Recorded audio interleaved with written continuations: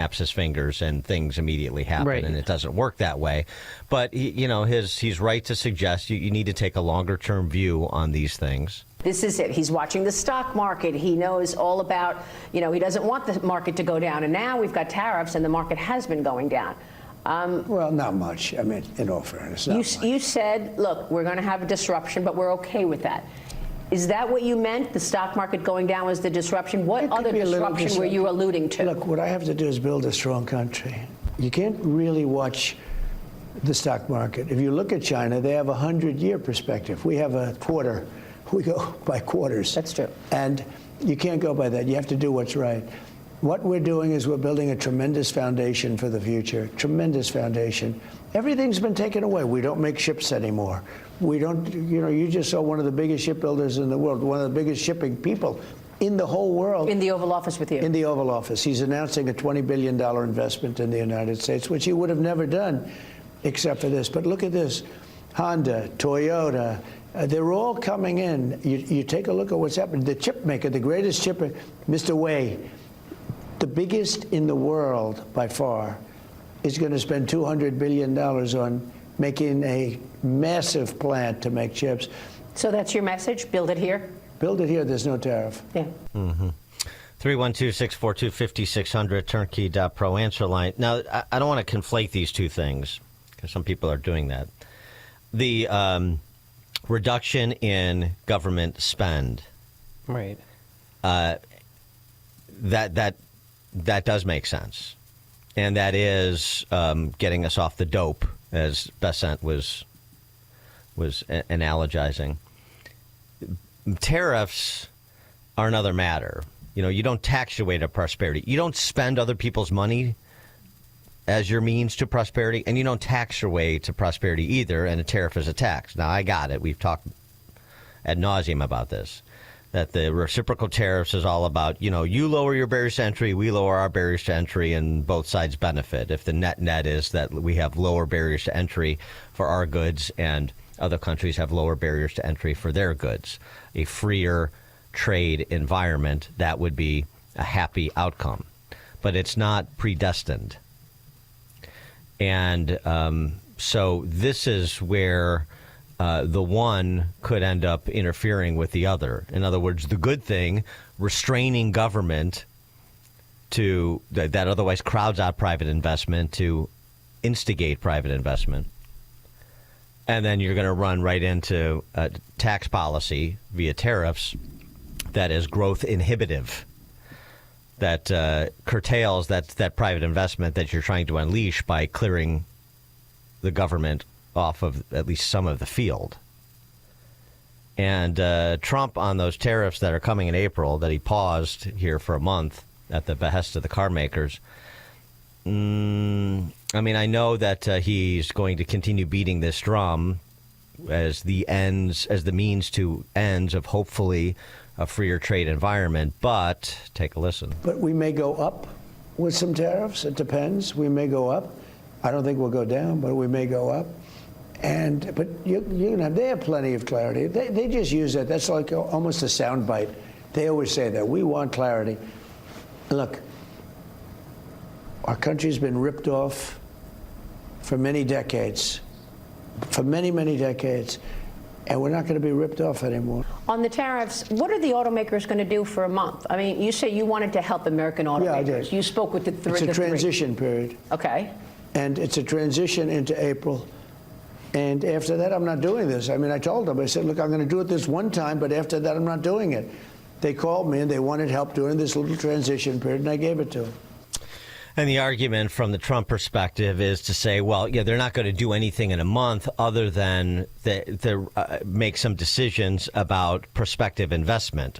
Do you really want to move the assembly of this vehicle from Michigan to Mexico, knowing that I'm imposing tariffs? And as you just heard him say, they're unlikely to come down. They may go up, but they're unlikely to come down, which is not something I would encourage him to say. You want the reciprocal trade rhetoric, which is theirs come down, ours come down. Theirs go up, ours go up. That's how it is. But when April comes, is he going to push the deadline back yet again? I don't think so. I feel like we're playing this game where, he's not drawing a line in the sand, but this is the second time now that tariffs were supposed to go into effect and they have not. Well, I don't think so. I think he's a reasonable guy, so he's providing latitude if there's a basis for it, and the basis is if I give them another month to convene internally and make decisions about make different decisions than they were thinking about making in terms of offshoring some of their production to keep it in Michigan or to keep it in Tennessee or wherever. As opposed to Ohio, as opposed to moving it down to Mexico, then it's worth a month. But he's not. I don't see him continuing to push this off. He and his team very much believe in this sort of protectionist policy as the means to freer markets. We'll see. But it's high stakes poker. Yeah, sorry. 312-642-5600. You can also text us on that line. We got a text message. Dan, Amy's right. Gas prices are edging down. And have you seen this? That 87% of the toilet paper in Canada comes from the United States of America. Yeah, what are they to do? Gas prices are edging down, but not because there's been this, unleashing of American energy capacity in 5 weeks. It just doesn't happen that fast. It's coming. Was my point. Yeah, I can read the gas pump as compared to last month just like anybody else. I know, but what about the toilet paper? That would be fun, huh? What about it? 87% of the toilet paper Canada uses is produced in the United States of America. So are they going to pay the tariffs? Or use their hands? Ben in Crown Point. Hey, Dan and Amy. First off, I wanted to apologize for my call last week. I went down some stupid rabbit hole, and I don't know what I was. And so I'm apologizing to everybody for wasting their time. All right. Well, your apology is accepted. Yeah. And I just wanted to say, we all expect a soft landing. Everybody wants a soft landing. I mean, the tariffs, yes, I agree that that's a terrible way to do it. But, I mean, you got to try something new, like you always talk about. You got to try something new. See what happens. Everybody else is playing within those frameworks. So, Well, I agree. We stand on principle. And I agree with it. But sometimes the principle, I don't know. You just have to play within the rules, I guess. Well, thanks for the call, Ben. I would say that one of the things that Trump could add is, people like Proft over there in Chicago beat me up over tariffs, but I'm not going to be lectured to by Canadians or Europeans who are protectionist. And I would say exactly right. That's what you should be saying that. Canada is lecturing me, wagging their finger at me. I mean, they have some of the most confiscatory tariffs on American products of any country in the world, and we're supposed to be these allies. So they wrap themselves in the ally flag and chide me for reciprocating policies that they've imposed on us. I mean, that's a good point. However, if you think their policies are bad, then I'm not so sure that mirroring them makes sense. If their policies are bad for their citizens, then why would we pursue the same policies that ostensibly would be bad for ours, even given the fact that that Canada benefits much more from our trading relationship than we do from theirs in terms of how much of our imports, their exports to us represent of their GDP as opposed to our exports to Canada. I get it. We have this leverage and Trump is using it. I get it all. I'm just saying, once you use this as your framework, reciprocal tariffs, and if you don't get compliance from the other side, if you can't back them down, then you put yourself in a position where, both countries are being harmed. We're being harmed less than Canada, but people are still going to be feeling the harm, and they're going to hold this administration responsible for it if things are not improving for them economically. It doesn't matter much for them that Canada is hurting their citizens more if somebody here says, "Oh, well, I'm having a difficult time paying for my monthly groceries." See what I'm saying? So there's only so much patience you can have. So he's got to back them down in the short term so that he can come down and we can get the ball rolling in the other direction for everybody in the Western world. That would be, again, a happy outcome. And if this is sort of an asymmetrical play to that end and he accomplished it accomplishes it, I'll be the first one cheerleading him. I'm just laying out, sort of the risks and rewards here and the underlying policy in terms of what makes the most sense for the economic vitality of America. Lou in Chicago Heights. So my family in Europe, my wife's family in Europe, they're rich by American standards. I mean, they're very wealthy people. And after communism, they've done really well. They're scared to death that Trump is aligned with Putin. But what they're really afraid of, and I tried to explain to them yesterday, is that, you guys charge us 20% on stuff we bring into your country, and we only charge you 8% or whatever it is. And she says, well, that's a value-added tax. I go, no, you're paying your value-added tax upon the cost of the tariff. And we've been protecting Europe for 60 years since I've been 65, 70 years since I've been born, and we do not get value out of that anymore. And they're afraid. Her exact words were, well, if you charge us 20% on our cars, because Slovakia, where my wife's family's from, is the largest producer of vehicles in Europe, that it would kill their economy. And I says, although you pay value-added tax, Europe does not pay tariffs reciprocal in countries. I think they're tariff-free. So I says, why do we have to pay for your economy any longer and for your health care? So that's the way I look at it. I mean, the tariff thing kind of bothers me, but I don't know what to do at this point. We spent $2 trillion more than we took in. Now, if Trump takes that money off those tariffs and gives it back to us in tax savings, I think that will help the economy. I don't know. Yeah, what do you think? I'm not an economist, but I do play one on TikTok. There you go. Well, that's good enough for me. And that's what Lutnick's talking about too. The ERS replacing the IRS, External Revenue Service. We're going to go back to, pre-1914 when the United States had no income tax and financed government operations through tariffs, at least in much of the 19th century. But the prospect of that is pretty dim, even though it's pretty attractive, but it's pretty dim. One other thing, they're 25% on their value-added tax too. Yeah, right. In Europe. No, I understand your point. You might also tell your European family members something else about this whole alignment with Putin silliness. The statement he made over the weekend.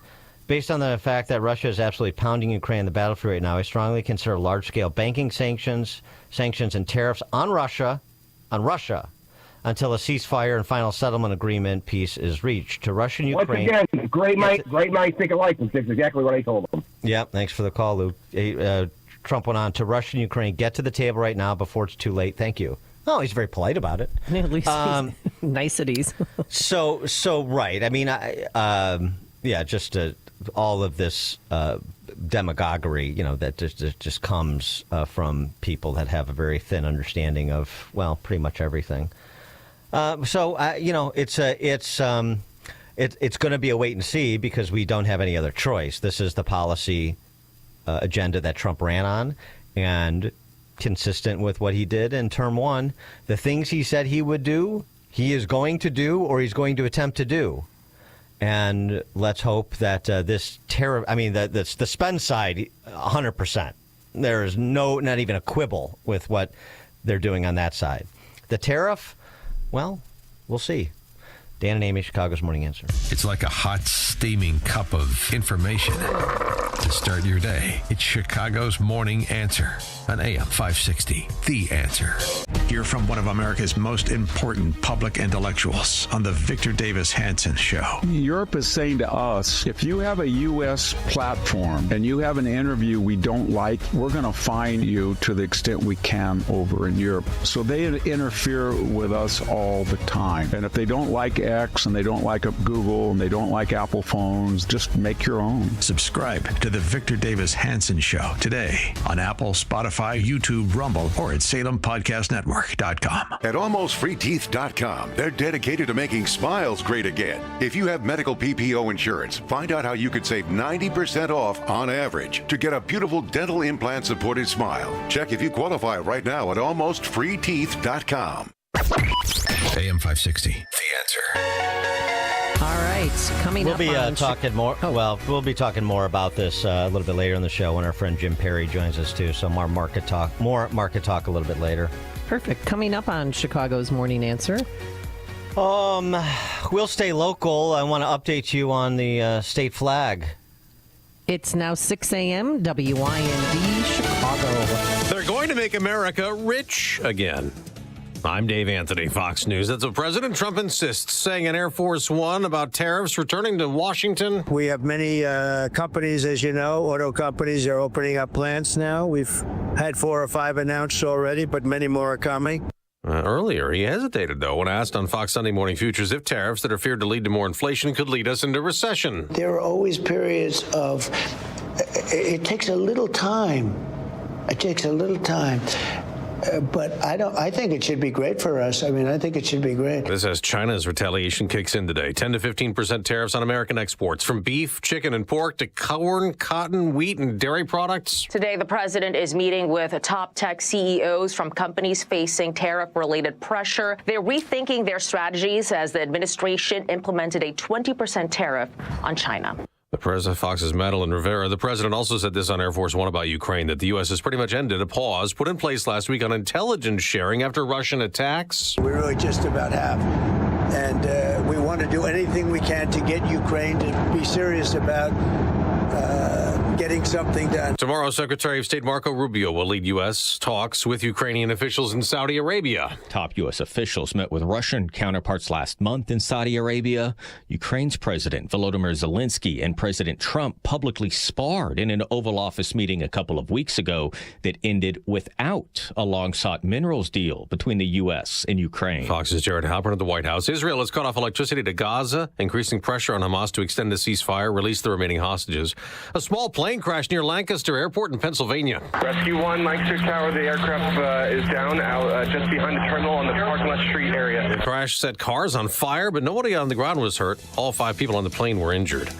America's listening to Fox News.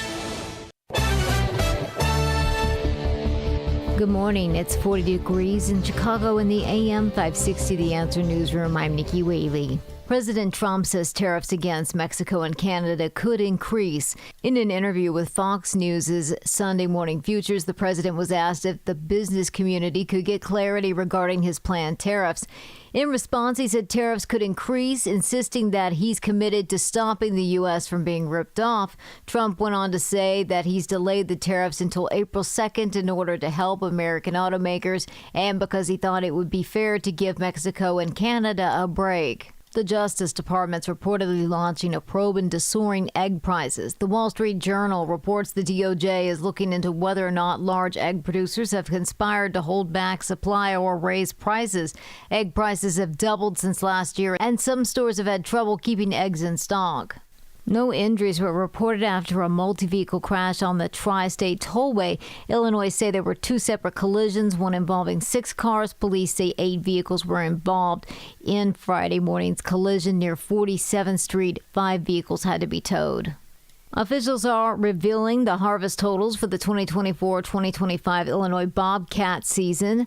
The season concluded February 15th with 649 bobcats harvested by hunters and trappers. That's significantly more than last year when 370 were harvested. News is a service of AlmostFreeTeeth.com. Have you been getting high quotes for dental implants? With medical PPO insurance, it's possible to save 90% off on average. See if you qualify today at AlmostFreeTeeth.com, making smiles great again. A check of the roads coming up in 2 minutes on AM 560 The Answer. Hugh Hewitt lays out the real truth about Ukraine. We can defeat Hamas. We can defeat Iran. We have to deter China. Can't defeat Russia. Zelensky's not going to defeat Russia. With Trump on his side, he can get something. I want Ukraine to survive and to be free in a stable and enduring peace, and I want to arm them to the teeth so this doesn't happen again. The Hugh Hewitt Show. Afternoons at 3, right before Sean Thompson at 4 on AM 560. The Answer. If you have unfiled taxes or are in debt to the IRS, this is important news. Did you know the IRS has programs specifically designed to help people struggling with tax debt? Powerful tax assistance programs that can save you thousands if you qualify. No one knows these programs better than the experts at Optima Tax Relief, America's most trusted tax resolution firm, A-rated by the Better Business Bureau. Their award-winning team of tax attorneys and licensed professionals have resolved over $1 billion of tax debt for their clients. One call to Optima can start the process, helping to end your worries about wage garnishment, asset seizure, and other IRS actions. Make sure you're getting the best options to solve your tax problems. Call the experts at Optima today for a free confidential consultation. Call 800-965-1433. 800-965-1433. 800-965-1433. Optima Tax Relief. Some restrictions apply. For complete details, please visit OptimaTaxRelief.com. Seems everything costs more these days. Gas, groceries, and when's the last time you checked your wireless bill? Yikes. When it comes to big wireless, if you're staying, you may be overpaying.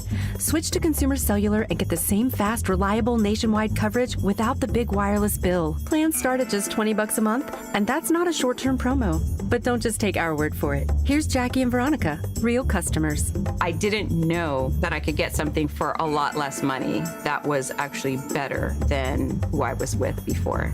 Anytime anybody complains about their cell phone bill, we say, you've got to check out Consumer Cellular.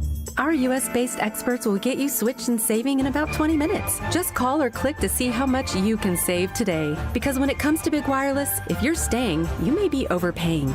Call 1-888-FREEDOM or visit ConsumerCellular.com. That's 1-888-FREEDOM or ConsumerCellular.com today. Real people pay to share their opinions in this ad. Plans include $5 credit for auto pay and e-billing. Wesley Financial Group is not a law firm. If you own a timeshare, don't miss this public service announcement from Chuck McDowell, founder of Wesley Financial Group. If you receive an unsolicited phone call or mail piece to discuss selling, renting, or especially canceling your timeshare, don't fall for it. If you really want out of your timeshare, hang the phone up immediately or throw that mail piece in the trash and contact your timeshare resort or Wesley Financial Group for assistance with your timeshare. As the only Inc. 500 timeshare cancellation company, our knowledge, experience, and results has made Wesley a trusted resource for over 40,000 families we've helped get out of their timeshare.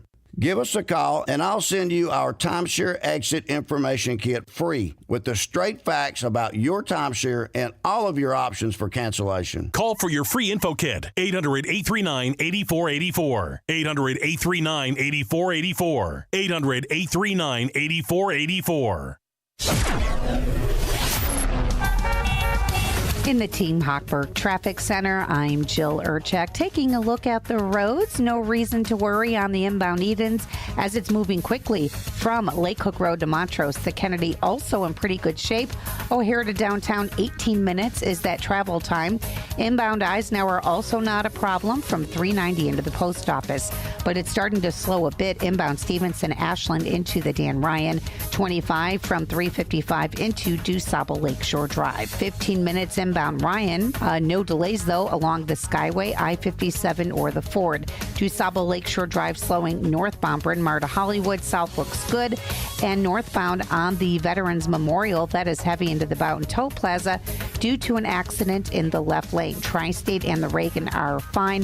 8094 is okay. Traffic is a service of the daily podcast of Chicago's Morning Answer and the Sean Thompson Show. Hear both shows with limited commercials when you subscribe for free to the daily podcasts at 560theanswer.com/podcast. Chicago's Morning Answer continues next, but now a check of your forecast from the National Weather Service. Sunny, breezy, warm day today. Nice day to be outside. High today 67. Clear and mild tonight, though 47. Clouds and sun, breezy, cooler day tomorrow, the high 50. Sun and clouds on Wednesday, and the high at 53. I'm Steve Williams on AM 560. The Answer. Get the latest weather, traffic, and news updates online at 560theanswer.com. Now, from the Signature Bank Studios, this is Chicago's Morning Answer with Dan Proft and Amy Jacobson on AM 560. The Answer.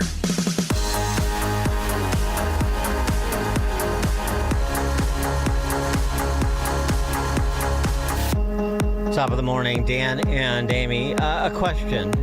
Yes. If your house was teetering on the precipice of a sinkhole, what would you do? I would sadly have to move out because I wouldn't want to risk it. I wouldn't want to stay. Or you may try to do something to salvage the house. Oh, or if that was possible. Shore up the sinkhole, see what you can do first. Well, if you're... call a civil engineer. If you're a Mimbo like Ali G, or most of the rest of the political ruling class in Illinois, you would say, well, put a fresh coat of paint on it. Okay. Because that's what they're trying to do to Illinois. Hi, I'm Secretary of State Alexi Janulius. I'm very excited to announce that the votes for the new state flag design have all been counted. Since voting opened in January, nearly 385,000 votes were cast.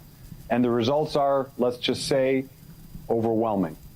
The current state flag received more than 165,000 votes, or about 43% of the total vote. In fact, the current flag received more votes than the next 5 top designs combined. Some may call it an SOB, a seal on a bedsheet, and the vexillologists may hate on it, but the people have spoken loudly and clearly. We'll now send the results to the members of the General Assembly, who will have the final say later this spring. A huge thank you to everyone who voted and participated and made their voices heard.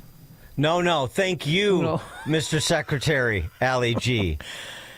It's so sad that people that that voted for this, I would like to know if they actually voted in the presidential race or the gubernatorial election. I would like to know how much we spent on a tutor to teach Ali G how to say vexillologists. Because I have a feeling it was probably north of the amount of money that Michelle Wu spent on law firms to prepare her for her testimony before Congress last week on sanctuary cities. Oh, that's right. How much did she spend, by the way? 650 grand, I think it was. How much was it? 650 grand, I believe. Oh, that's right. Okay. Just updating you on Illinois' top story, the people who voted to potentially select a redesign of the state flag. The current state flag has won, and now it will go from the Flag Commission to the General Assembly for a final decision on whether or not the state flag will or will not be changed. I know everybody has been following this very closely, so I just wanted to give you the tally. I wanted to, provide Ali G with some time on our show to make sure that you got the word about the official results, because I have no doubt that you were waiting with bated breath for this information. Why were we changing it in the first place? To be cool and hip like Minnesota, because they changed their flag to look like the Somalian flag. Yeah, I don't know. I think it was racist or something. There's 13 flags to choose from, the current one and 12 others. Yeah. And boy, some of these. Which one did you like? Some of these finalists, whoever designed them, I assume is under doctor's care. Some of these are a little bit bizarre. But wait, which one do you find bizarre? Well, I know I'm not going to do like theater of the mind and start describing them. I mean, you can go on and look. I mean, the one looks like basically they just bastardized the U of I's logo. Oh, not very creative. That's entry number 4669, by the way. Thank you. Yeah, it received 10,113 votes. Yeah, I'm sure everybody has their laminated scorecards at home with all the flag, the potential flag redesigns. I would have gone something like make the state, my proposal for a new state bird, and put that on the flag. Oh, that's right, the ostrich. Yes. Yeah. Something Everyone like that. Running around with their heads in the sand. Okay. Well, look, there's a lot of important goings on locally, and it's our job to keep people apprised of these things. I mean, not all the tax and spend and quality of life and the performance of the schools and public safety, blah, blah, blah. Not that. Flags! Flag design. It's fun. It's like arts and crafts. Yay! But they don't think wins. Don't think for a second that Ali G or the rest of these ghouls think you're adult children. They have tremendous respect for you. Do you feel it? Mm-hmm. So does DuPage County. We're back to DuPage County. Fresh off of finally ridding DuPage County of that eyesore, the Henry Hyde Judicial Building. Oh, yeah. That name that shall live in infamy, Henry Hyde. DuPage County has other big ideas, and this actually, it's nice to see a Republican on the ball. This is from what brought to my attention by Kevin Coyne, who's the chairman of the DuPage County Republican Party's Naperville guy. DuPage County is unveiling plans to replace the Heritage Gallery at the county building. More rewriting of history and expunging of people from history that do not comport with the Marxist revolutionaries that DuPage County has installed as their local leadership as well as their state leadership. They've done both. The DuPage Heritage Gallery in Wheaton would be removed entirely to make way for a new display showcasing the country's history on a proposed redesign of the decades-old exhibit. That's for old fuddy-duddies. That is not consistent with the exciting and brave new DuPage County that exists under the tutelage of Deb Conroy and the rest of these Marxist revolutionaries. And useful idiots, mainly the useful idiot variety, but they're on board. DuPage County has budgeted $150,000 to reimagine the gallery inside the county government administration building. Here's the problem with that gallery. Yeah. It was installed in 1980. It was rededicated in 2000 after an update, and it features... What? 12 honkies. 12 honky men and 1 honky woman, and as... was said, the officials, this is the official statement from the officials, the exhibit doesn't reflect the diversity of residents who make up the county, so let's get rid of the honkies and let's bring in some of our friends. $150,000. 312-642-5600, turnkey.pro answer line. You could also text us. Well, what are they Red Grange, Red Grange, sorry. Oh. Red Grange has to go. Honky. Henry Hyde had to go. Pro-life honky. Maybe Bob Woodward can stay because he's a left honky. So left honkies, like so many of the left honkies in office, they get to stay because they're allies. But other honkies... Ali G, maybe, because he's a current honky, and he's obviously has an artistic sensibility, leading the flag redesign project, which is no small thing, of course. What do you think? I'm trying to think of like who from DuPage County, because now you're getting outside of my hometown of Wheaton, of course, and you're talking about the county as a whole. I suppose probably just fill it with Dem politicians and people, and if you can include some Lauren Underwood, they'll focus or they'll celebrate her. She's not DuPage County. Oh, she's not DuPage County. That's right. Mm-mm. So, it really doesn't matter. I mean, since we're just, counting by race and other identity, just take the drag queen that Fugit Sadowski Fugit chick in Downers Grove wants to impose on all the kiddies at the Downers Grove Library. Take one or more of those drag queens, put them in the Heritage Gallery. I don't know. I'm trying to think of who else we have. I think Billy Graham is in the Heritage Gallery. He's got to go. He can't have. So it's called the Heritage Gallery. I don't think I've ever seen it in person. Well, I better go before they take it down. Perhaps, yeah. DuPage County's most accomplished resident. Oh, actually, why am I saying most accomplished? Merit has nothing to do with this. Oh, it's the opposite.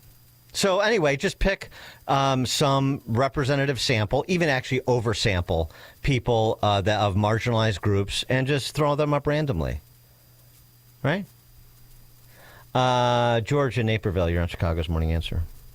Flag redesign? This is bigger than DuSable Lakeshore Drive. It is. Thanks Still for the don't call. call it that. Yeah. Won't call it that. Jean Baptiste Dupont. The whole point is, to erase history. So just so you know, I mean, that this continues unabated right in your backyard.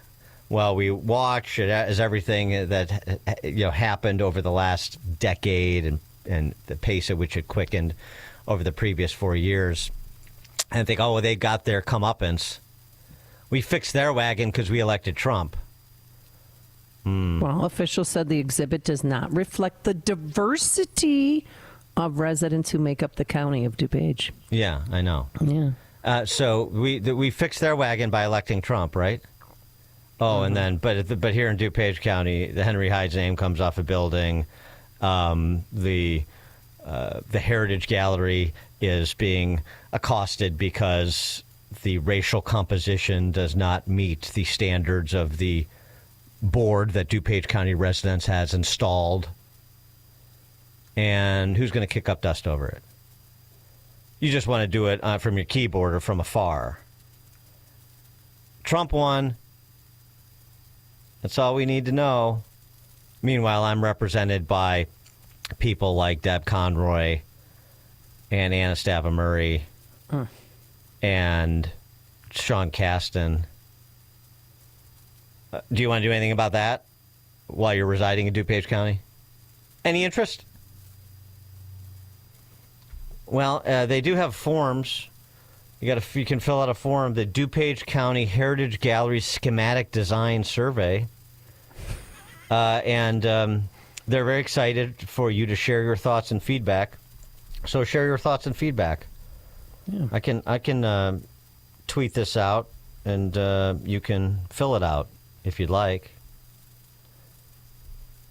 Or maybe you're just too busy with the flag project right now, focusing on the big things.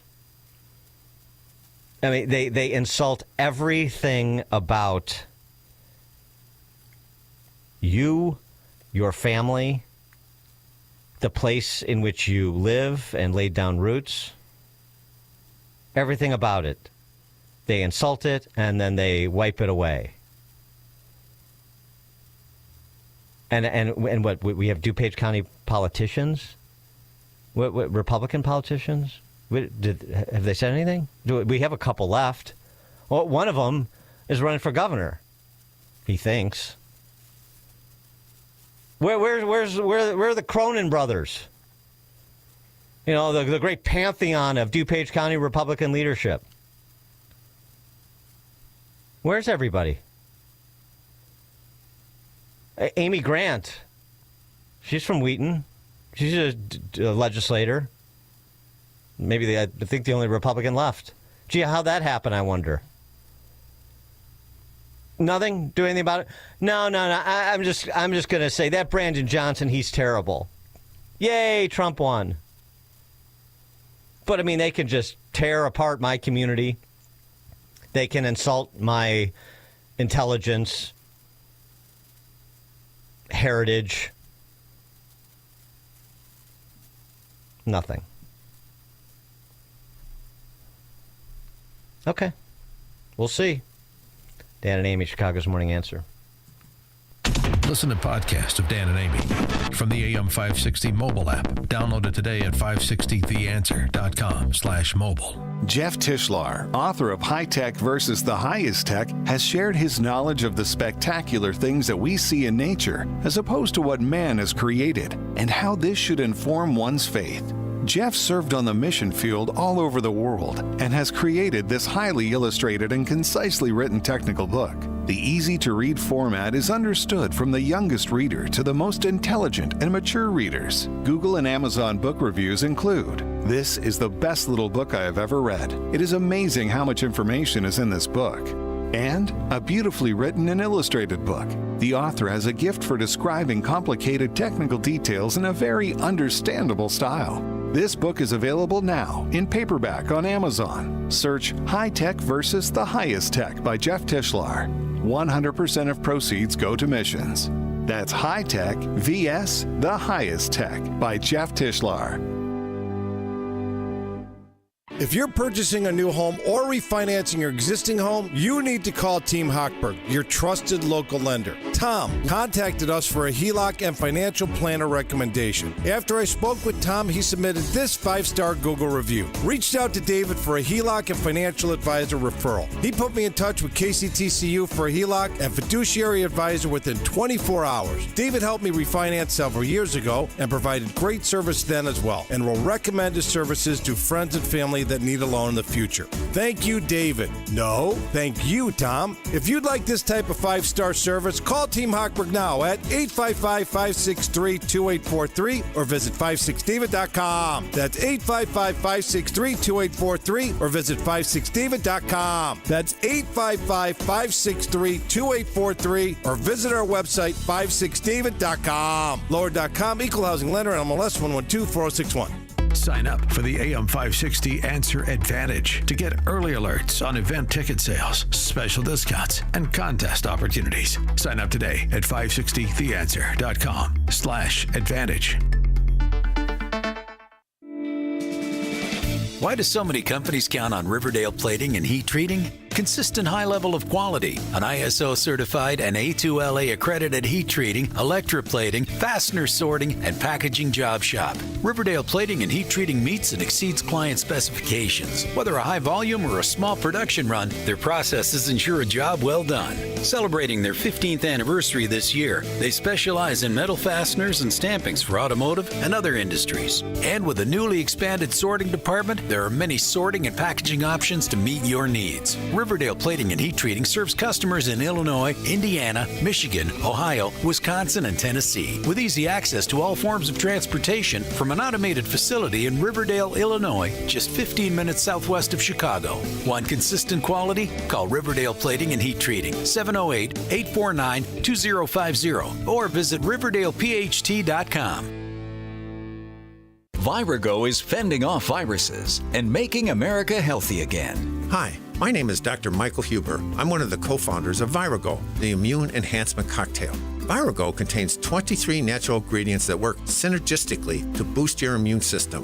Virago's natural ingredients also protect your heart, your brain, and your liver through its anti-inflammatory and antioxidant properties. Virago also promotes healthy gum health. So go to myvirago.com, that's myvirago.com, and use promo code IMMUNE to get 30% off. And remember, Maha starts with Virago. Boost your immune system with Virago. Order your bottle today. Visit myvirago.com. That's myvirago.com. And use coupon code IMMUNE to save 30%. That's myvirago.com. Use coupon code IMMUNE to save 30%. Virago and Maha, making America healthy again. While Dennis Prager is recuperating, we know you miss your daily dose of Dennis. That's why Pragertopia is giving you a special gift. Right now, Pragertopia members can hear the best 2 hours of Dennis's favorite segments from as far back as 2010. On Monday, you can hear the Happiness Hour. Life, liberty, and the pursuit of happiness. That's what I'm about. Tuesday is Celebrity Guest Day. Donald Trump Jr. is in studio with me. On Wednesday, it's the Male-Female Hour. I really do wish there were a way to ascertain the number of marriages that this hour has helped. Thursday, the Ultimate Issues Hour. Not having ultimate issues clarity is like having a map, but you don't know where you're going. And Friday is Open Lines. Feel free to ask me anything about me, about you, about life. So if you're missing your daily dose of Dennis, go to Pragertopia.com and hear all your favorite segments, along with lectures, celebrity interviews, his famous Torah teachings, and more. Get your daily dose of Dennis at Pragertopia.com. Pragertopia.com. Hi, I'm Ken Mariotti, owner of Woodland Windows and Doors, a third-generation family-owned business since 1969. We know you're bombarded by choices when shopping for new windows or doors, so we're inviting you to experience the Woodland difference. For decades, we have been transforming living spaces with Marvin Windows, a fifth-generation family business. Marvin replacement windows have been known to increase the warmth of your cold rooms by 10 degrees. Think about that, 10 degrees warmer. When you welcome Woodland into your home, you will get a product expert to transform your living spaces full-time, dedicated professional installers that you can trust in your home, along with the best products like Marvin. These are the reasons we're proud of our 5-star reviews in Family Legacy. No gimmicks, no pressure, and upfront pricing are why Woodland Windows and Doors is your trusted window and door expert in Chicagoland. Visit woodlandwindows.com to book your free in-home expert consultation. That's woodlandwindows.com, or stop by our showroom at the corner of Lake and Geary in Roselle. AM 560, The Answer. Why do bad things happen to the smartest person that Joe Biden knows? Hunter Biden, baby boy Hunter, his legal team. Yeah. Well, his legal team is disbanding, number one, because they're not getting paid. They also filed a motion for the dismissal of a lawsuit that Hunter brought against an ex-White House employee who published the contents of his laptop. The reason for the motion to dismiss is because baby boy Hunter doesn't have the resources to pursue the case. Some of the representations they made on behalf of Hunter in court. Plaintiff's income has been significantly reduced, and he has a large amount of debt in the range of millions. Really? The lack of resources was exacerbated by the Pacific Palisades fire of early January, which upended the plaintiff's life, rendering his rental home unlivable over a long period. He's found it hard to find a permanent place to reside as well as to earn a livelihood. In the 2 to 3 years before December of 2023, I sold 27 pieces of art for an average of $54,000 per piece. But since then, I've only sold one piece of art for $36,000. Gosh, I wonder why the drop-off in interest in Hunter Biden's art in the art world. I'm going to ponder that for a while, too. Yeah, what happened after... What happened? Yeah. Also, his book sales in the 6 months before. Book sales. Yeah, he wrote a book apparently. What's the title? Blow art. I don't. Oh yeah, it's I don't. Smartest guy my dad knows, I think is the name of the title. Like before September of 2023, he sold 3,100 copies, but in the 6 months after the most recently provided bank statements, he sold only about 1,100 books. Not topping the book bestseller list. So he made about $1 million from his blow art, but he expected that his book would provide paid appearances and speaking engagements, but that hasn't happened, quote unquote, according to the filing. The significant drop in income has affected my ability to repay substantial debt, and he's not in a situation where he can borrow money. So just updating you on, I mean, where are your Burisma friends when you need them, huh? Or what about Pops, But not paying your attorneys, too, that's a pretty bad sign. Yeah, I mean, have no sympathy for that man whatsoever, but yeah. Pops and Jill, I mean, I'm sure they could get one of those phony book deals like Michelle got, and then maybe, let Hunter wet his beak a little bit. I mean, after he was paying the bills for the whole family when he was the bag man for the family and their little influence peddling operation, the least they could do is provide for him in his hour of need. I mean, maybe let him live in the basement. Coming up on Chicago's Morning Answer. 6:36, the drums of war banging in the direction of Iran. We'll start there with KT McFarland, 6:36. And Peanut, the squirrel, the grieving owner, he finds love again. We'll explain. But now let's head into the newsroom and say good morning to Nikki Whaley, who's in for Mike Scott. Good morning. It's 40 degrees in Chicago in the AM 560 The Answer newsroom. I'm Nikki Whaley. U.S. and Ukrainian officials are planning to hold peace talks in Saudi Arabia this week. President Trump's special envoy, Steve Witkoff, says representatives of both countries will work to create a framework for initial ceasefire and a peace agreement with Russia. This comes as Ukrainian President Zelensky is still attempting to repair relations with the U.S. following the heated exchange with the president in the Oval Office. Chicago Public Schools are warning families that hundreds of thousands of current and former students have been exposed due to a data breach. CPS says an unauthorized third party hacked a file transfer software called Clio, which is a CPS technology vendor. The server attacked was used to store data about current and former CPS students. The district says the breach didn't include Social Security numbers, financial information, or health data, and there's no evidence that any information has been misused. The FBI and the state attorney general are investigating the incident.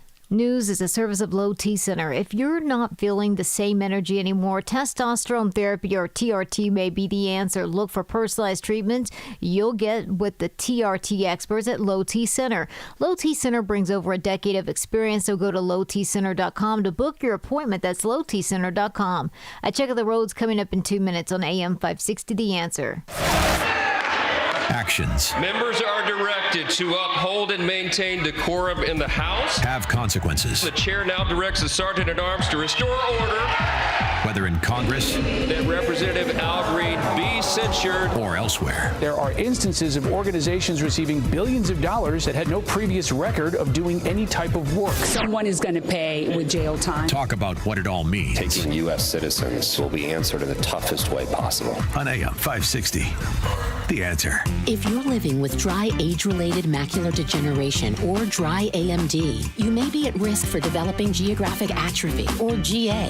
GA can be unpredictable and progress rapidly, leading to irreversible vision loss. Now there's something you can do to slow it down and get it going slower. Izervay is proven to slow GA progression. Izervay gets GA going slower. Izervay or avacincaptad pagel is a prescription eye injection used to treat GA. Don't take it if you have an infection or active swelling in or around your eye. Izervay can cause eye infection, retinal detachment, or increased risk of wet AMD. Izervay may temporarily increase eye pressure. Your vision may be impaired after an eye injection or exam. Don't delay. Ask your doctor about Izervay today. Izervay gets GA going slower.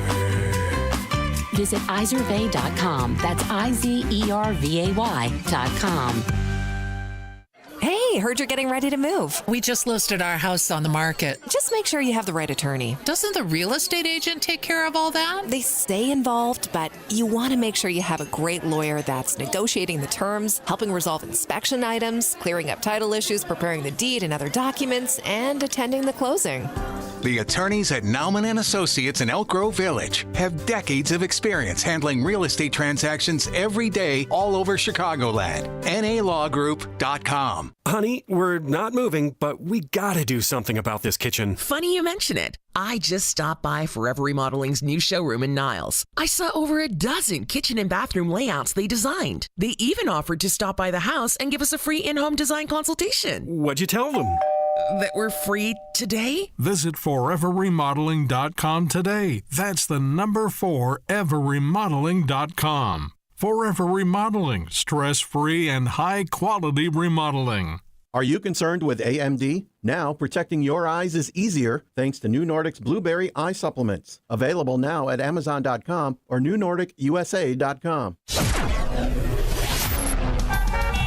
In the Team Hochberg Traffic Center, I'm Jill Urchak. Taking a look at the road, still wide open on the inbound Edens. The Kennedy is up to 20 minutes in from O'Hare to downtown. That slows into Ogden from an earlier accident. On the Kennedy outbound, traffic is heavy I-90 to Manheim. Inbound Eisenhower still looks good from 390 into the post office. Stevenson a bit sluggish, though. Ashland into the Dan Ryan 25 from the Veterans Memorial Tollway into DuSable Lakeshore Drive. 16 minutes on the inbound side of the Dan Ryan. Tighten the Express, Pershing to the Stevenson. The Skyway and I-57 are both clear. Tight inbound 4 to 111th into the Ryan. DuSable Lakeshore Drive heavy north. Bryn Mawr to Hollywood South looks better. And a few scattered delays. Southbound Tri-State other tollways are fine. This report is sponsored by Discover. Listen, you can skip this ad or you can double your first year cash back with Discover. Still here? Good choice. Discover automatically matches all the cash back you've earned at the end of your first year.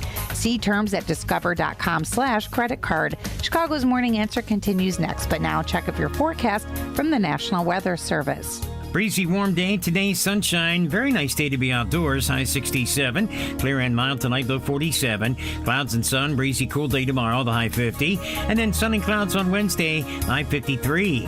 I'm Steve Williams on AM 560. The Answer. Get the latest weather, traffic, and news updates online at 560theanswer.com. Now, from the Signature Bank Studios. If you're looking for the latest news, insight into what it means, and the sharpest opinion, there's only one station in Chicago where you can turn, and it's this one. We're AM 560, The Answer. Top of the morning, Dan and Amy. The challenges keep coming at President Trump. The world he inherited, exacerbated by the previous administration, to be sure.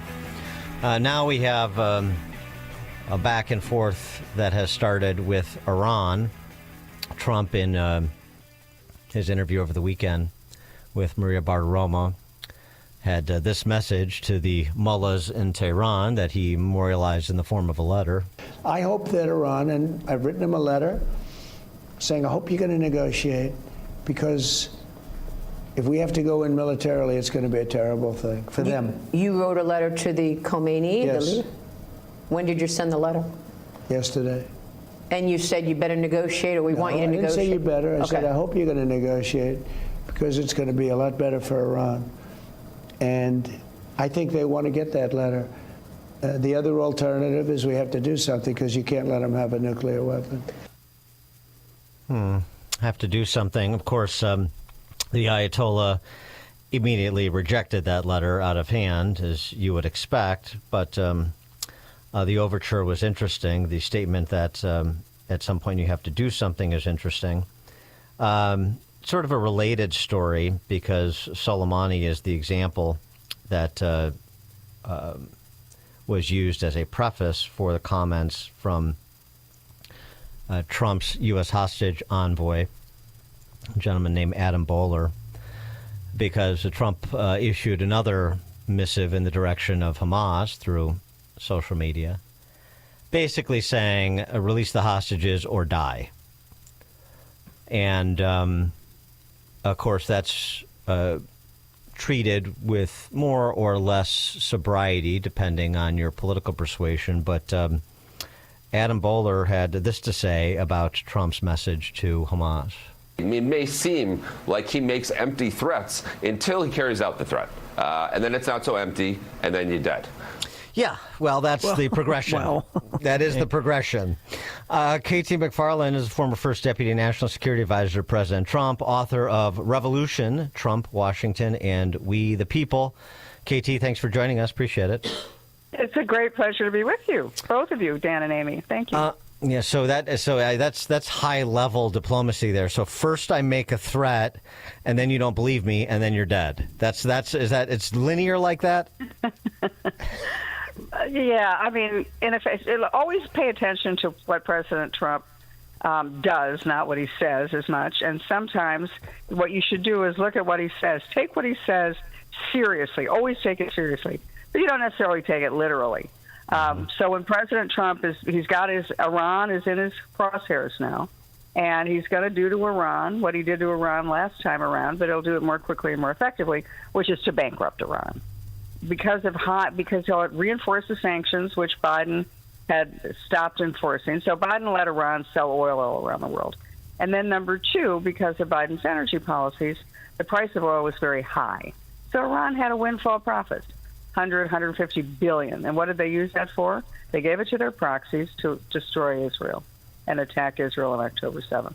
So what President Trump is going to do is take away the windfall. And then what happens to Iran is what's always happened to Iran every 8 or 9 years, that the people of Iran are getting squeezed. It's a very well-educated, large middle class in Iran, and they're the people who are getting squeezed. And they go to the streets, and they demand regime change. They demand democracy. Now, every time they've done it, whether it's in the Obama or Biden administrations, the Democratic presidents have always sided with the mullahs. Trump is not going to side with the mullahs.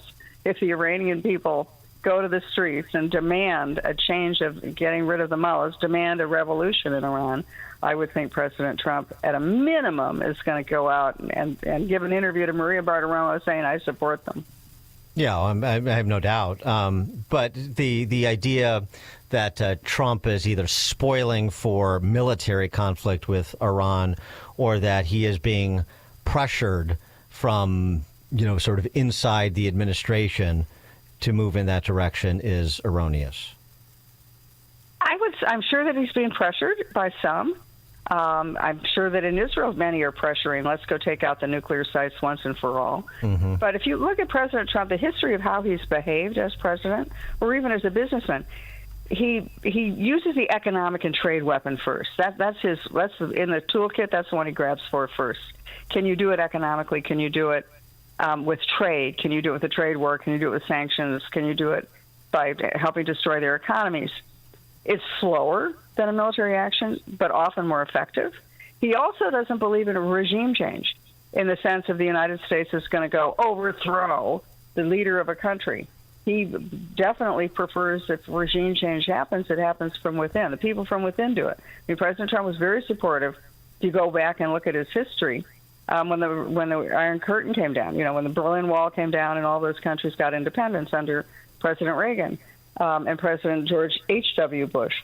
But I think that Trump has the toolbox to use a military deterrent, shall we say, or even a military weapon in the sense of attacking Iran. But that's usually not where he goes first. He'll use the others and see what happens, but then always having in reserve that military option. I just want to get your comment on some comments made by Tucker Carlson because, of course, so many conservatives pay attention to what he says.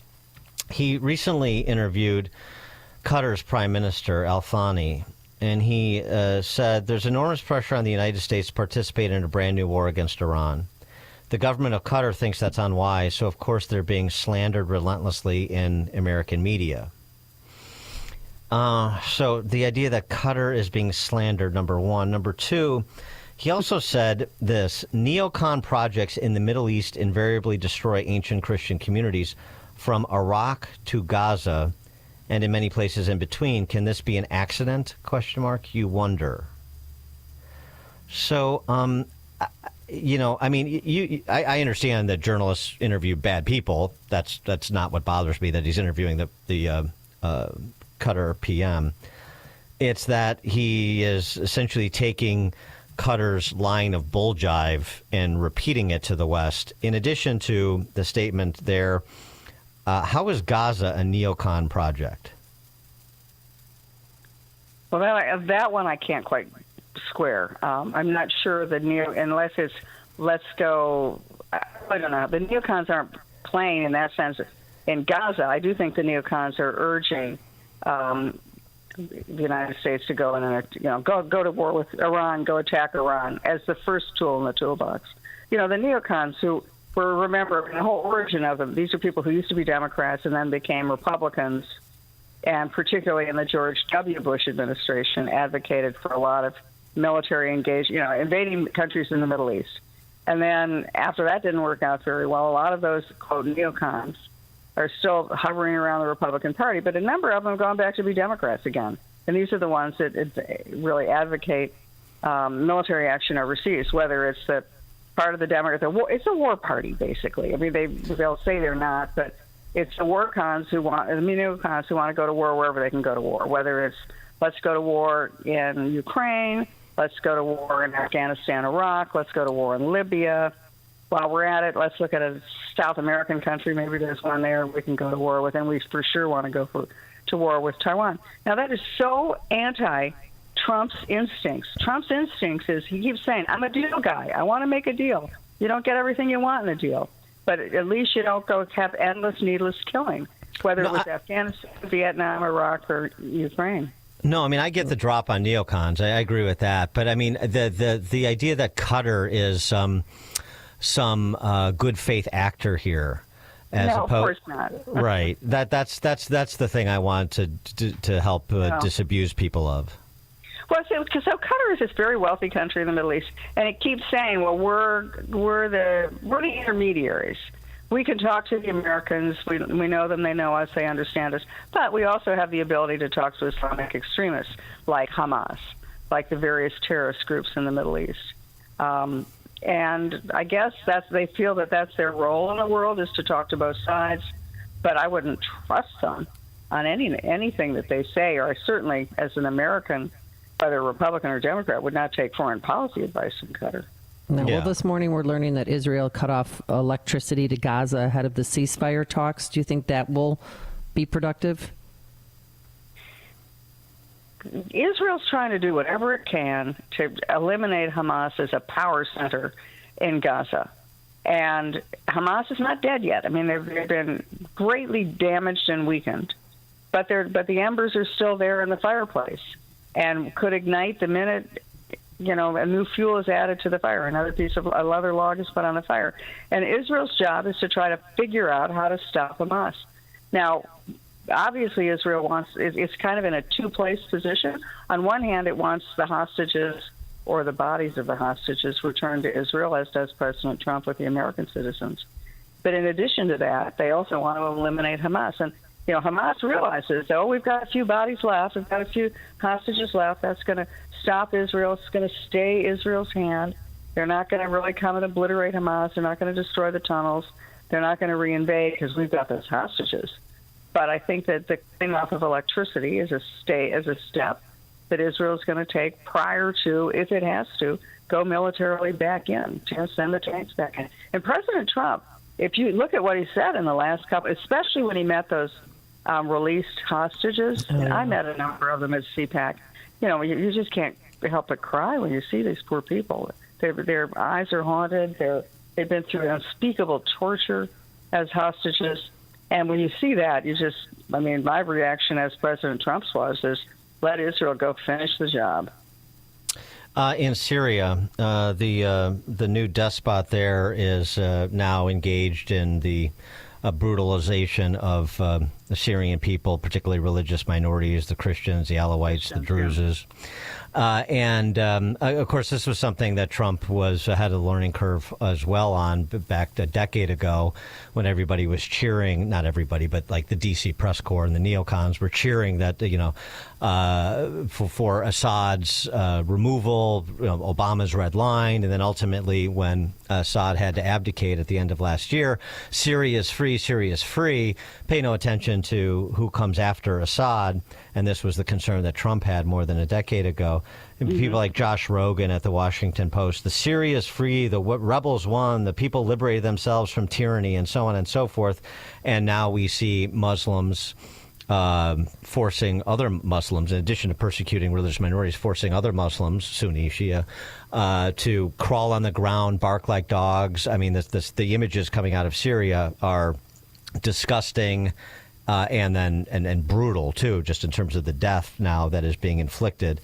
And what are we supposed to take away from this development, and what should America's posture be with respect to al-Jawlani and what seems to be a ruling group that is intent on slaughtering as many religious minorities as they can? This is a lesson that we should have learned in Iraq, and we should have learned in Afghanistan, and we should have learned whether it was in all the countries in North Africa, even in Egypt. What comes after a despot isn't happy democracy like in New Hampshire. It can often be worse. It can often be warring groups of religious fanatics that have an extended civil war. It can often be terrorists make their homes in these uncontrollable, ungoverned spaces and then go attack the world. And yet somehow I guess I would call them the Neocon defense lobby. Again, it's the Democrats united with the far left, the far right, get together around the back of the circle. And they are all the ones who are saying, we got to get rid of these despots. These despots are terrible, with no idea what happens next. And what happens next is not free and fair elections. Because, when you look at democracy, how long did it take democracy in the United States? How long did it take democracy in Great Britain? All the countries that have democracy, it doesn't happen overnight. It happens when there's a free and independent press. It happens when there's a free and independent judiciary. It happens when there's a educated middle class. It doesn't happen by the flick of a pen. And if any country is the perfect example of how badly things go when you overthrow despots, is Afghanistan, where, Al-Qaeda takes the place. So if you go even back into the Reagan administration, that when we start overthrowing countries, deliberately overthrowing them with no plan for what comes next, chances are what comes next is much worse than you've had, as bad as whatever you have is. And Syria is the perfect example. Now, what should our actions be in the Middle East? We put a lot of money in the Middle East. We put a lot of aid money. We put a lot of military assistance in some of the countries in the Middle East.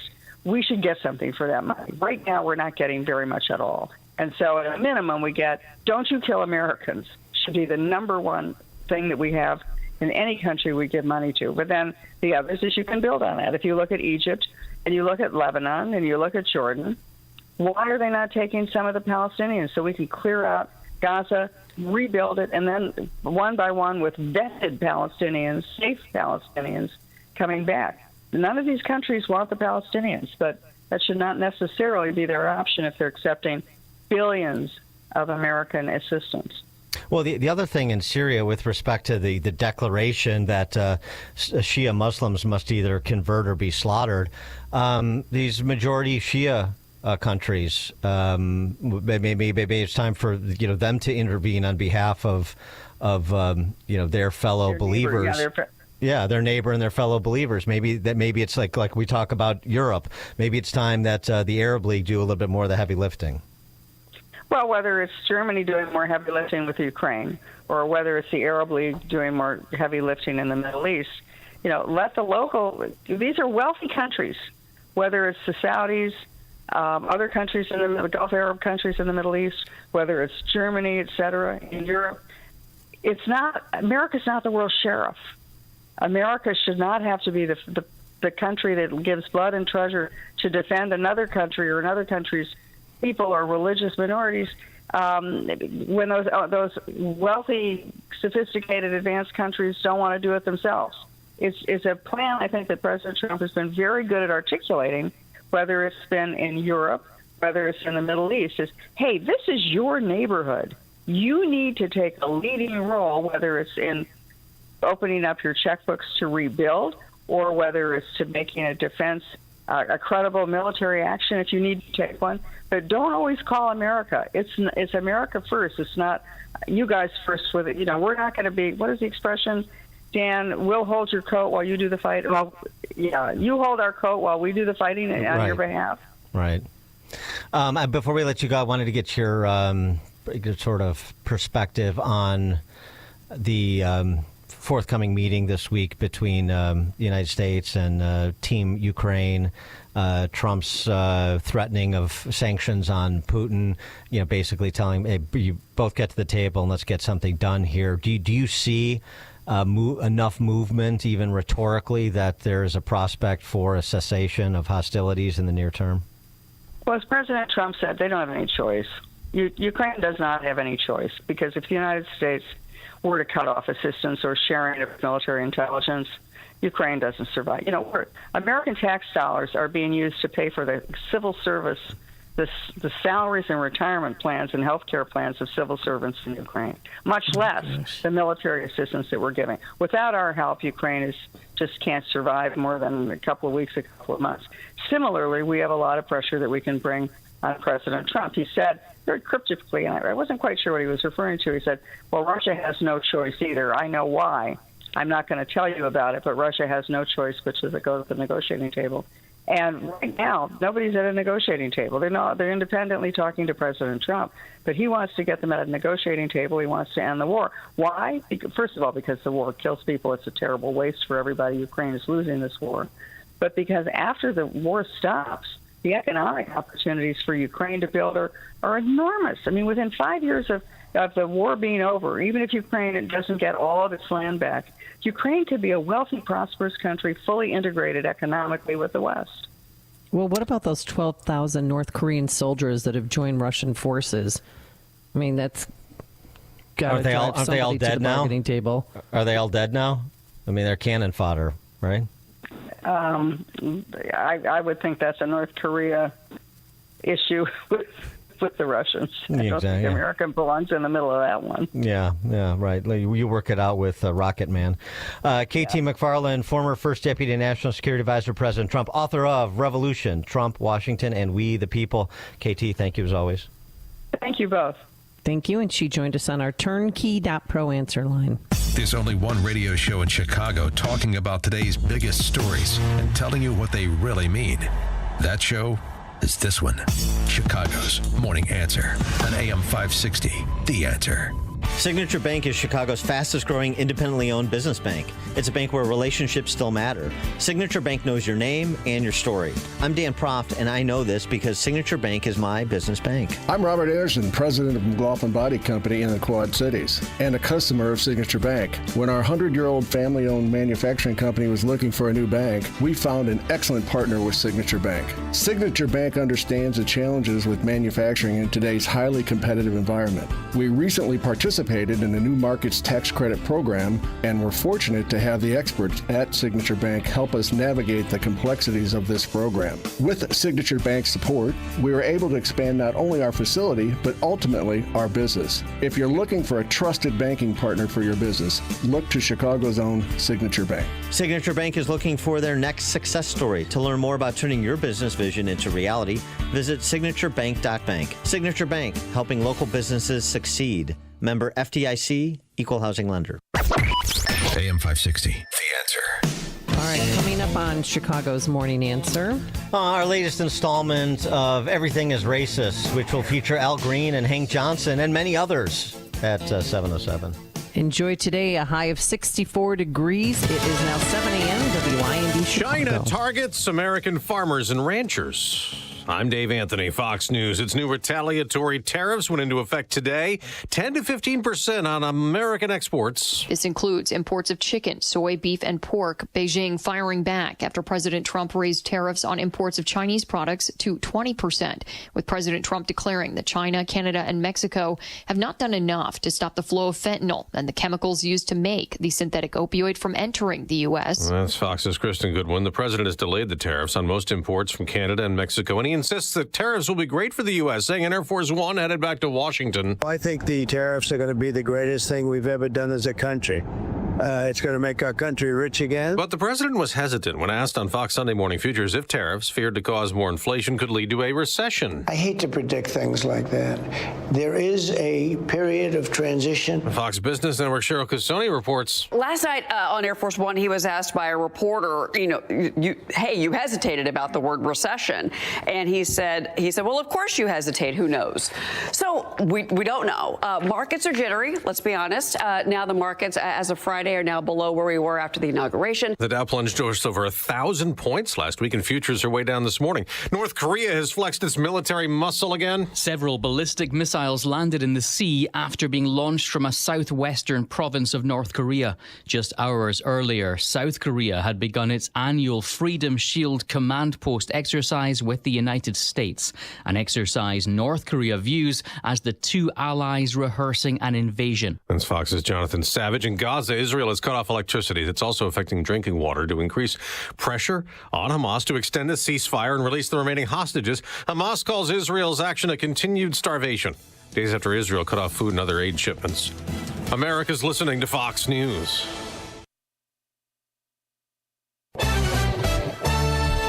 Good morning. It's 40 degrees in Chicago in the AM 560 The Answer newsroom. I'm Nikki Whaley.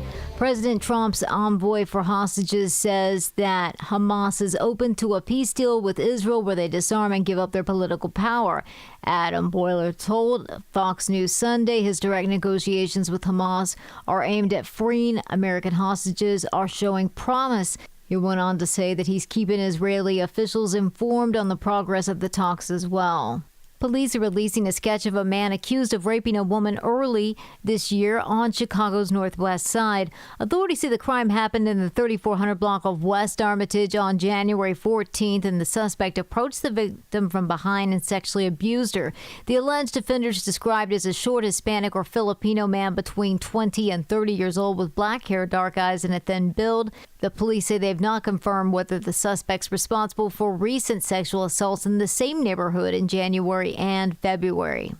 Today is National Women's and Girls HIV/AIDS Awareness Day. The goal is to raise awareness by promoting testing, treatment, and prevention efforts.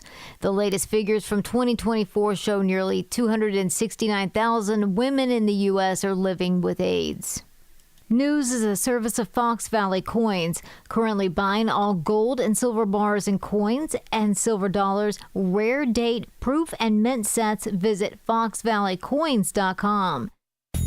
Make sure that you never miss a day of Dan Proft and Amy Jacobson when you subscribe to the Chicago's Morning Answer podcast, presented by Signature Bank. Listen to the entire show each day on demand with limited commercial breaks. You can subscribe today for free at 560theanswer.com and click on podcasts or search for Chicago's Morning Answer on Apple Podcasts, Spotify, Google Podcasts, or wherever you listen to podcasts.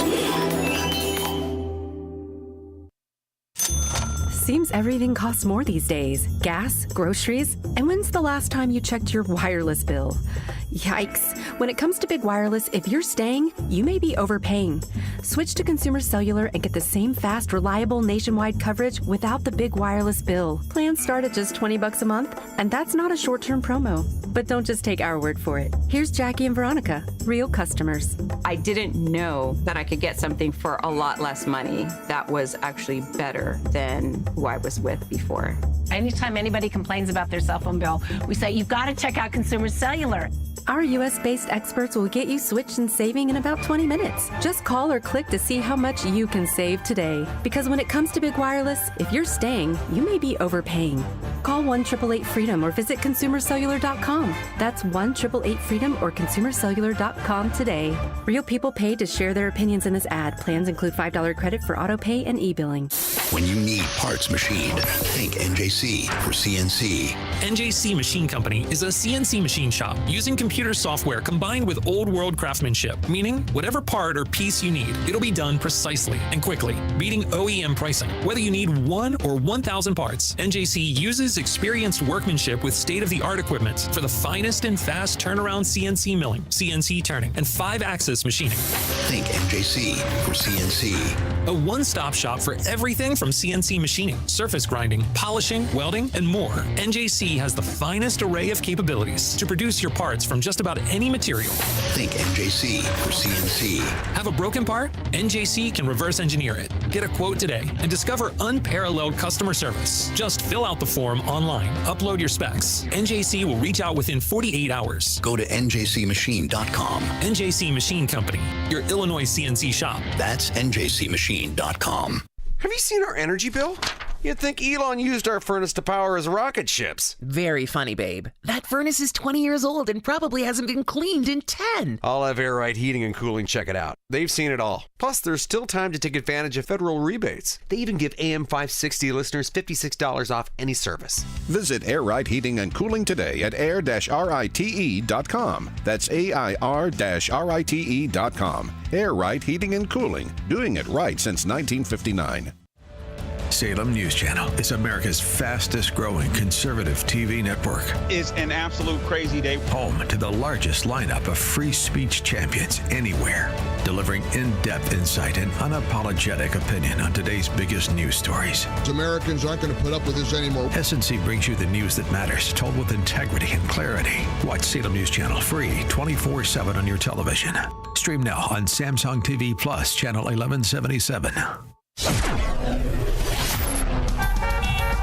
In the Team Hochberg Traffic Center, I'm Jill Urchak, taking a look at the roads on the inbound Kennedy up to 25 minutes in from O'Hare to downtown. The inbound Eden still looks good. We are seeing delays in the Kennedy Express lanes in Augusta to Ohio.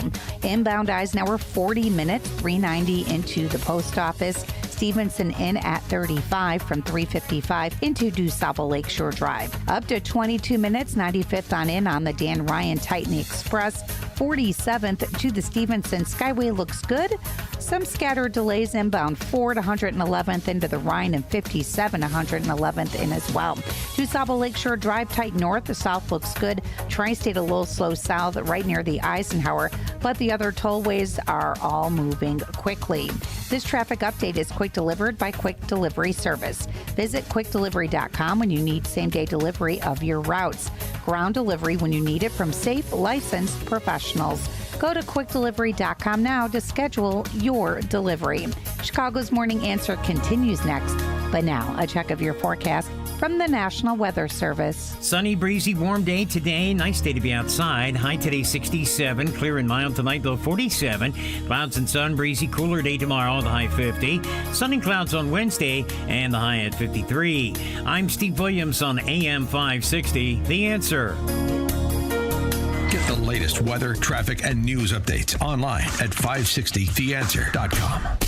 Now, from the Signature Bank Studios, this is Chicago's Morning Answer with Dan Proft and Amy Jacobson on AM 560. The Answer.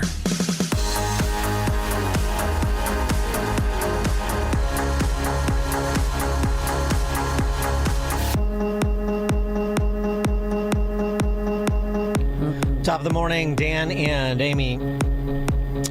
The new Marxists are still lurching around in the dark trying to figure out how to approach this administration and regain a majority of the population with respect to support, even some of their core constituencies that are continuing to atrophy.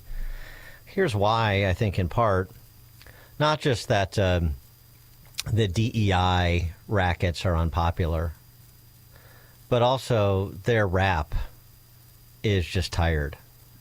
Everything is racist. Racism explains everything that happens to any person of color. So we have a number of examples that we want to submit for the record. Enter into evidence, if you will. Okay. Starting with Al Green. He is that Houston congresswoman who is coming up with gambits to impeach Trump every other hour. Yeah, he was got the one himself kicked out of the joint address of Congress. Right, shaking his cane. Shaking his cane, which was sort of a perfect illustration of the gerontocracy that is D.C. in general, including the Dem Socialist Party, the new Marxists. Shaking his cane. Only because Stephen Cohen wasn't available to drive up the aisle in his rascal. These people are really something. Anyway, they're not Al going Green, away. No one's voting them out of office. So it's more than that. It's who the caucus really is.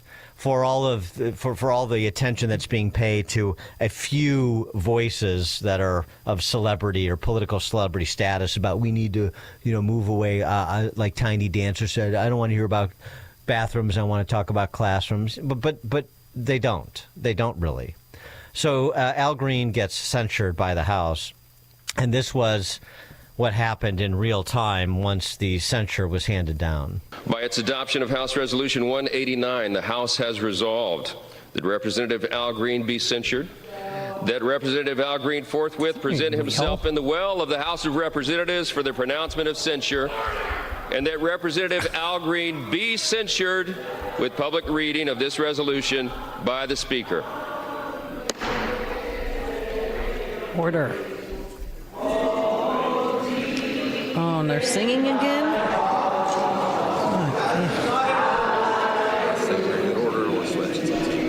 What song is this, Dan? The House had come to order. The House had come to order. You can pick it up? They were singing We Shall Overcome. Oh, okay. Really, a gospel song. We shall overcome Al Green making an arse of himself during a presidential speech and getting a slap on the wrists in Congress. And this is, one of their solidarity moments. This is another, this is civil rights redux, right? And Al Green went on the Breakfast Club. Oh, gosh. That radio program hosted by that Charlemagne character. And he went right there. And because, of course, this was what they were saying to each other, and then they're going to have a protest song, they're sort of standing in solidarity as part of the resistance against this would-be dictator, Al Green, on the censure. Invidious discrimination in the House of Representatives. Discrimination? I'm a son of the segregated South. The rights that the Constitution recognized for me, my friends and neighbors denied. I had to sit in the back of the bus, the balcony of the movie, drink from a colored water fountain, and my relatives who committed some crimes were locked up in the bottom of the jail. I know what invidious discrimination looks like. The Klan burned a cross in my yard. I know what it smells like. I was in filthy waiting rooms, and I've been in places where I didn't want to be, and I know what it sounds like. I've been called all kinds of ugly names. So I know invidious discrimination. And when the speaker decided that I would be removed, and then there was this motion, this resolution to censure me, it became obvious to me that I was not being treated as others were. Mm-hmm. And candidly speaking, it is invidious discrimination, harmful discrimination. Mm-hmm. He was treated differently than all the other people who stood up and heckled Trump during his speech, brandishing their canes at the president. No, they gave him a chance to sit down and shut up, and he didn't do it, and he kept going, and it was all orchestrated, and we all know that, and he did it early on in the speech so that he could leave and go have dinner, I'm sure. But to play the race card, they didn't do it to him because he's black. If there was a white Democrat congressperson there, they would have done the same thing. 312-642-5600, turnkey.pro answer line. You could also text us on that very same line. Hank Johnson is a black representative from the state of Georgia. You may remember him from such famous statements as worrying about Guam tipping over if we had located, Marine barracks there. He thought Guam just floated on top of the sea, and that if you had too much weight on one side of the island, it would just tip over. Yeah, and they keep voting him back into office, too. Okay. This is who you're dealing with. Hank Johnson was on a Zoom call talking about the Department of Education and the proposal to eliminate the Department of Education. It's going to be eliminated. And also, by the way, the Department of Education has put up, well, we'll see. Well, Congress has to act on that. But they do have a portal to report illicit DEI activity in schools. So the DEI culture is, in schools, the identitarian political culture in schools, the racist culture in schools, because that's what this is being taken on straight away by the administration. And Hank Johnson doesn't like that. And here's his comparison. So Al Green being censured for making a spectacle of himself during a presidential speech, that is invidious discrimination. That harkens back to Jim Crow. Mm-hmm. Okay. And Hank Johnson on the Doge efforts and the anti-DEI movement afoot to sort of bring the culture in education back towards, the core subject matter, particularly since we find out that a minority of students is actually able to get out of high school with that core curriculum mastered to the point of reading and doing math at grade level. Hank Johnson. All of the ways in which they can kill public education, from defunding it from a federal level and then also enabling state monies and local monies to flow into the private for-profit school setup that is ongoing. It's a recipe to make education unavailable to black people. And where does that then leave us? It puts us back to when America was great and we were picking cotton and all of it, we're doing the productivity that they're putting my Latino brothers and sisters who migrate here to do that work, because we are not suited intellectually to do it anymore. And but they would have us back confined to doing that kind of work. So we got to watch out for where we are headed, and it's the people that will save our democracy. So, again, school choice programs are a way to enslave blacks and send them back to cotton plantations. Right. The beneficiaries, obviously, disproportionate beneficiary of school choice programs all over the country are minorities. Right. And we used to have a great program here. Remember that, Dan? Yeah. Yes, until it was eliminated by... Unbelievable.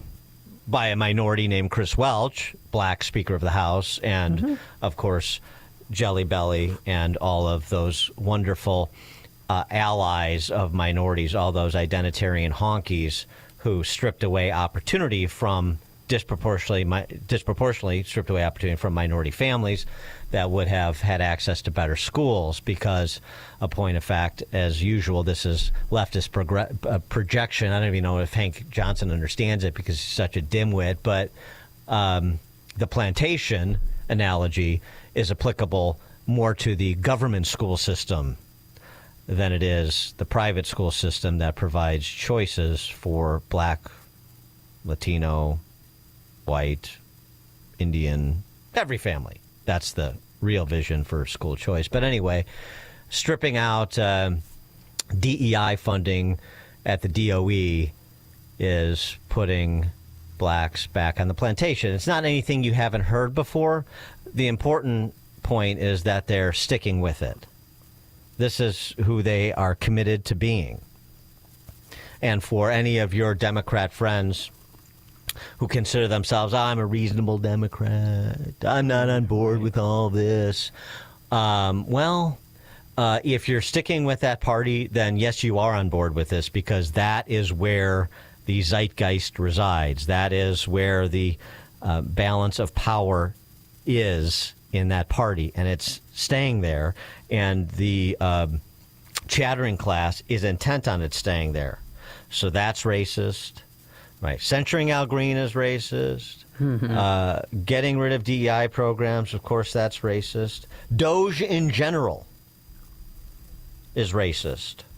And here's somebody who's smarter than the previous two gentlemen you heard, but part of that vanguard that is intent on identitarian politics as the organizing feature of the new Marxist Party. This is a Columbia University professor being platformed by MSNBC. I mean, of course, why would that alliance stop?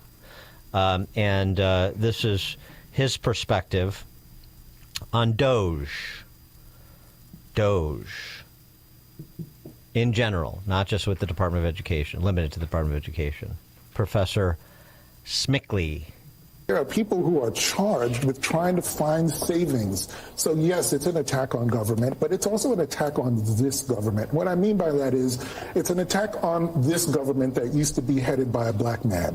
It's an attack on this government that almost elected a black woman to the highest office in the land. It's an attack on a government that has been more welcoming and more supportive of people who have come to this country in search for a better life.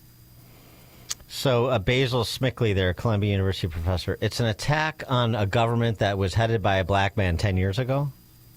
It's an attack on a government that was almost headed by a black woman. I mean, what is that even? But here's the thing. Cutting spending is racist. Censuring Al Green for making an ass of himself, that's racist. Cutting DEI programs that are wildly unpopular, that count by race, that are inherently discriminatory, that's racist. Cutting any spending, that's racist.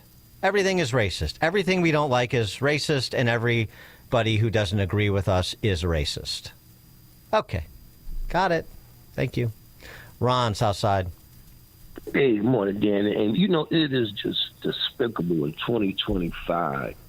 These idiots are espousing that kind of nonsense. And I'm just talking about people that I come in contact and have conversations.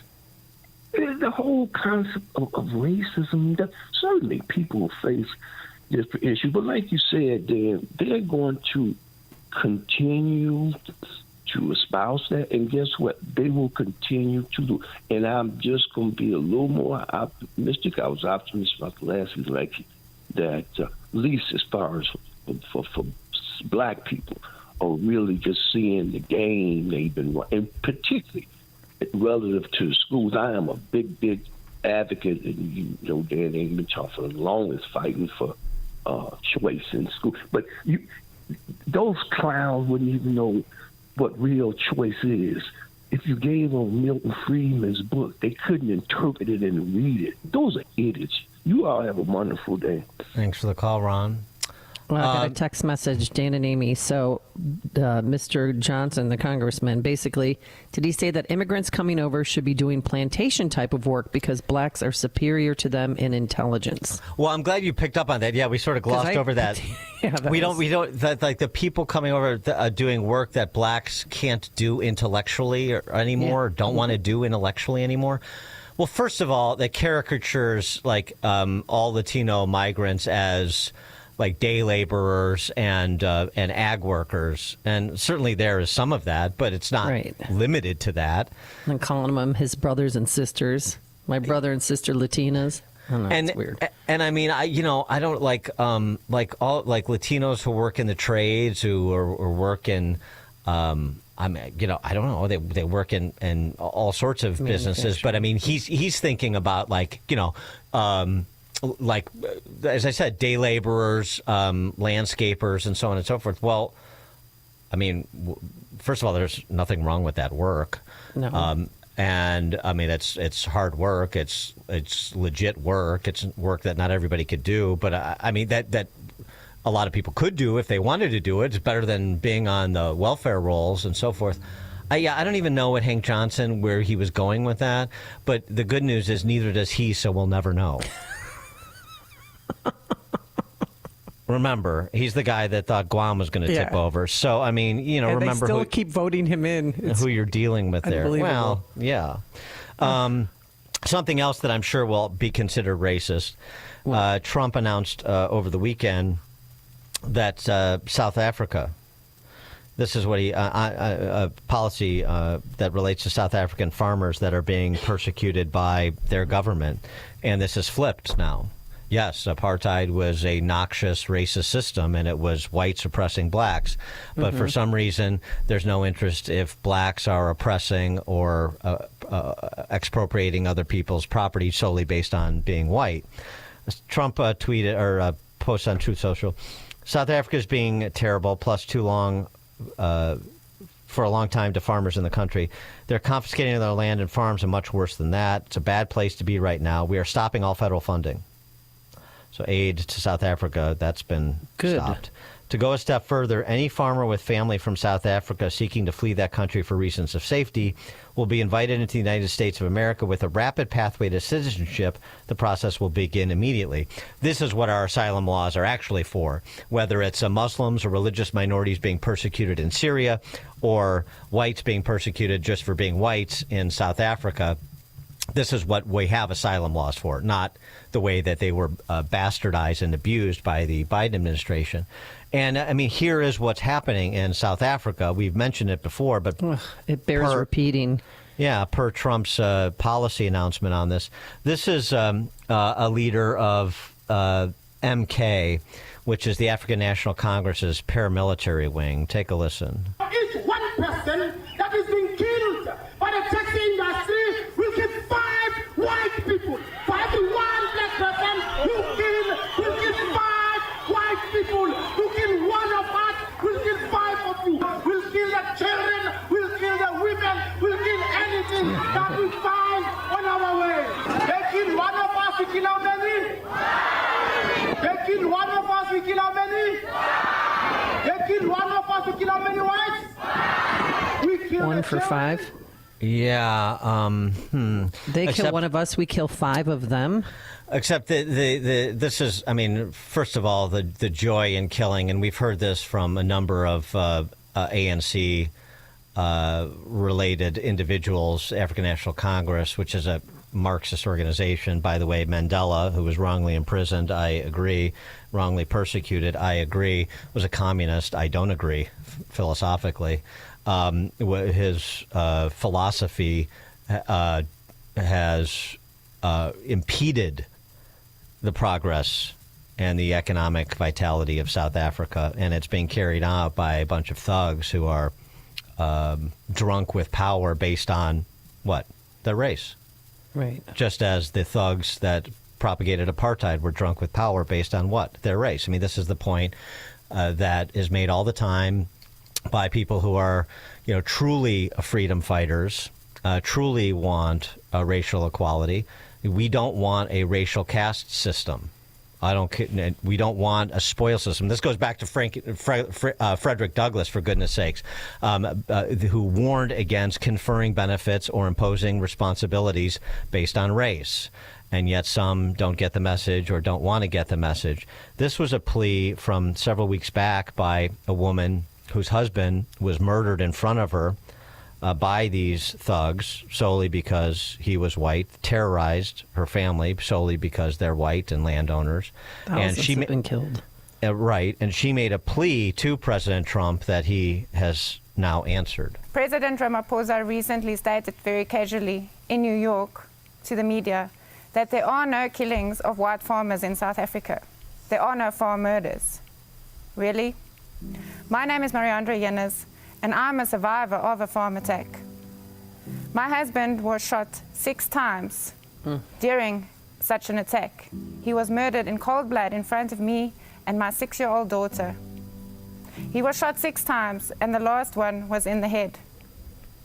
I had to pick up our broken life after that. I had to give birth to our 4th child, our son, 5 days after Daddy's funeral.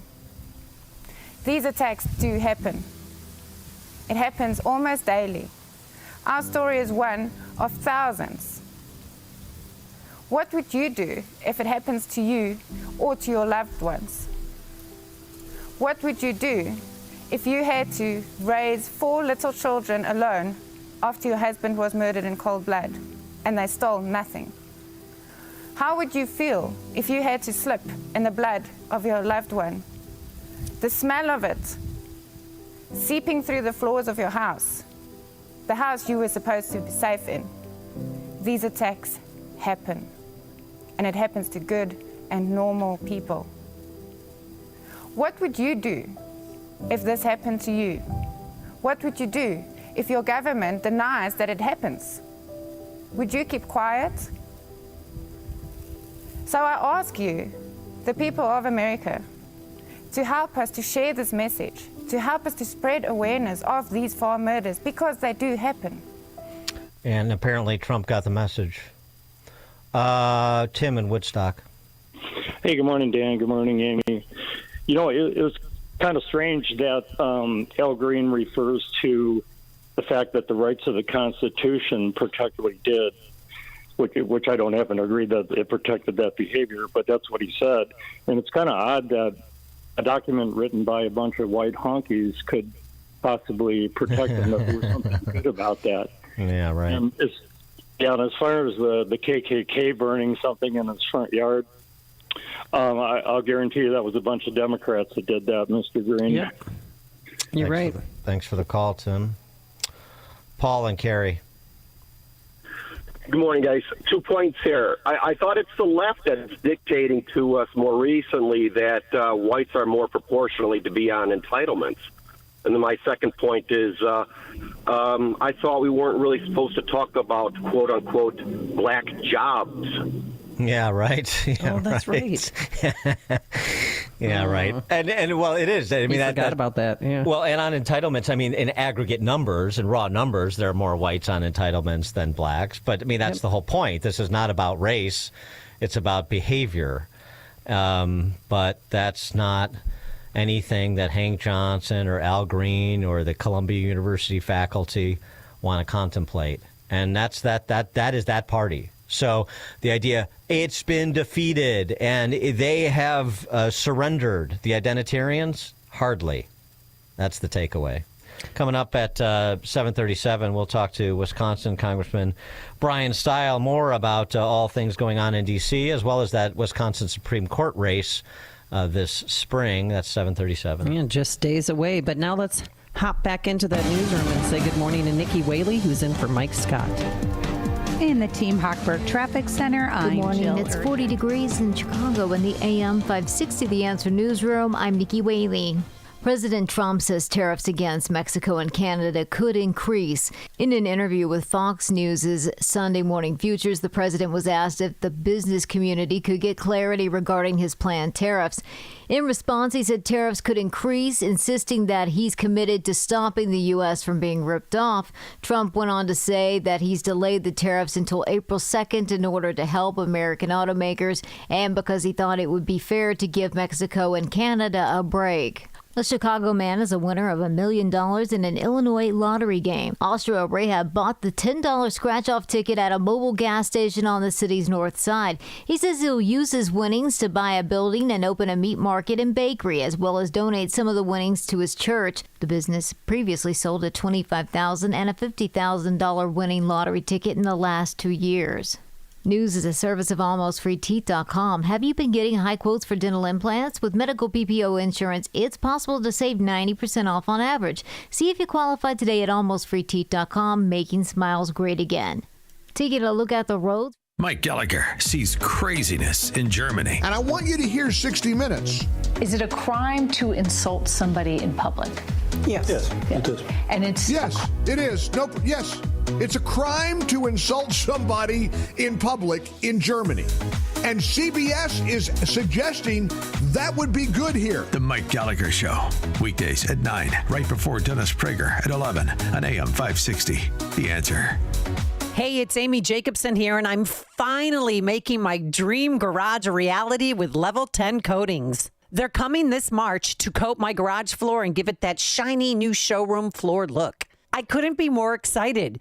Level 10 Coatings specializes in expert garage floor coatings for both residential and commercial spaces. Their floors are durable, easy to maintain, and best of all, done in just one day. If you're thinking about upgrading your garage floor with that shiny new showroom look, get it done this spring. Call my friends at Level 10 Coatings at 855-510-2628 or book your free consultation online at level10coatings.com. And here's a bonus. Mention me, Amy Jacobson, and you'll get $500 off your project. So do not wait. Call 855-510-2628 or visit level10coatings.com today. level10coatings.com. So how's the separation going? Are you guys able to work things out? No. I think we're headed for divorce. That sucks.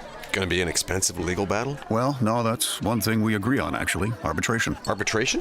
Like mediation? Sort of, but better. We'll have a firm decision. Oh, that's easier. Who's your arbitrator? Bert Hochberg. That attorney at Schiller, DeCanto, and Fleck? Yeah, senior partner. Comes highly recommended. Are you facing divorce or a family law issue? Burton S. Hochberg offers arbitration services, a dispute resolution process that will save you time, money, and the complexity of litigation. Let Burton hear and resolve your claims with choices that best suit you and yours. To discuss, call Bert directly. Or even better, have your attorney call Bert at 773-255-6150. That's 773-255-6150. Again, 773-255-6150. No one knows arbitration like Bert Hochberg. Why go through a difficult divorce? Call Bert at Schiller, DuCanto, and Fleck, Chicago's preeminent family law firm since 1981. Hi, I'm Ken Mariotti, owner of Woodland Windows and Doors, a third-generation family-owned business since 1969.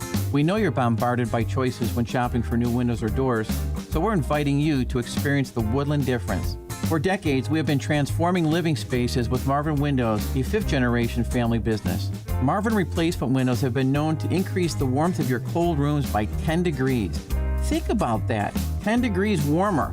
When you welcome Woodland into your home, you will get a product expert to transform your living spaces, full-time, dedicated professional installers that you can trust in your home, along with the best products like Marvin.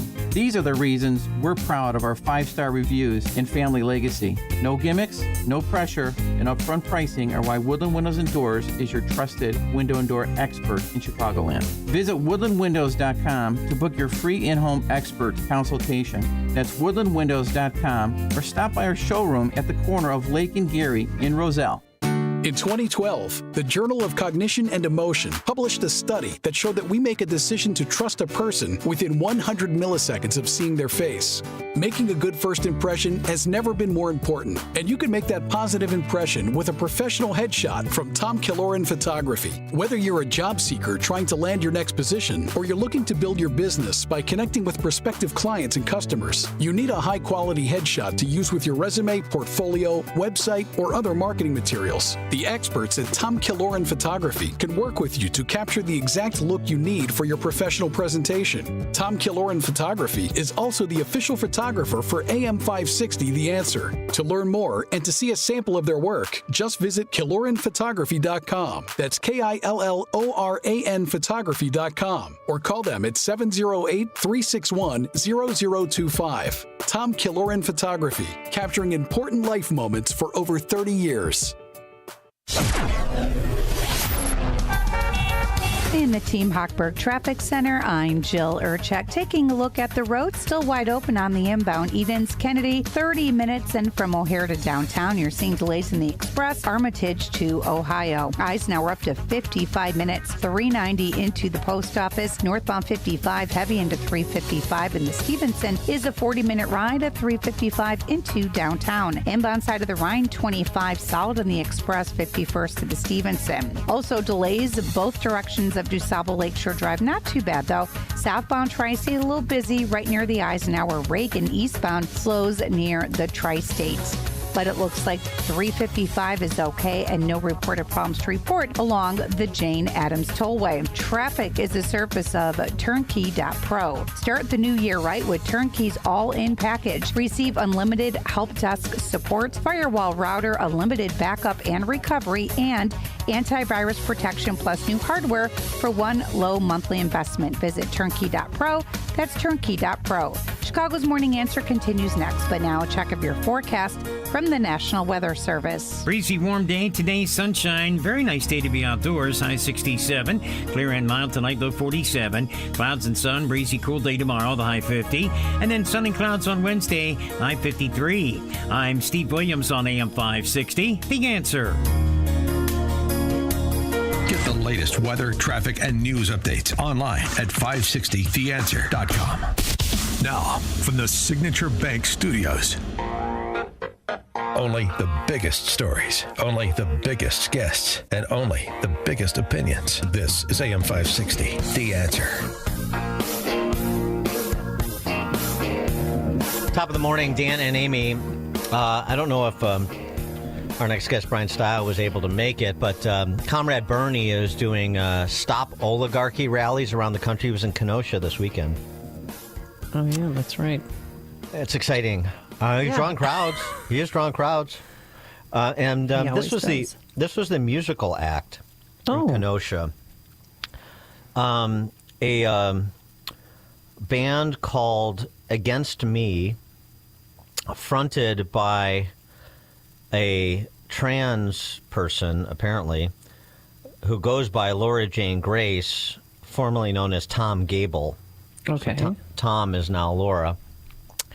And I don't even know if you'll get the gist because we have to bleep it so much to play it on the air. This was apparently Comrade Bernie's new theme song.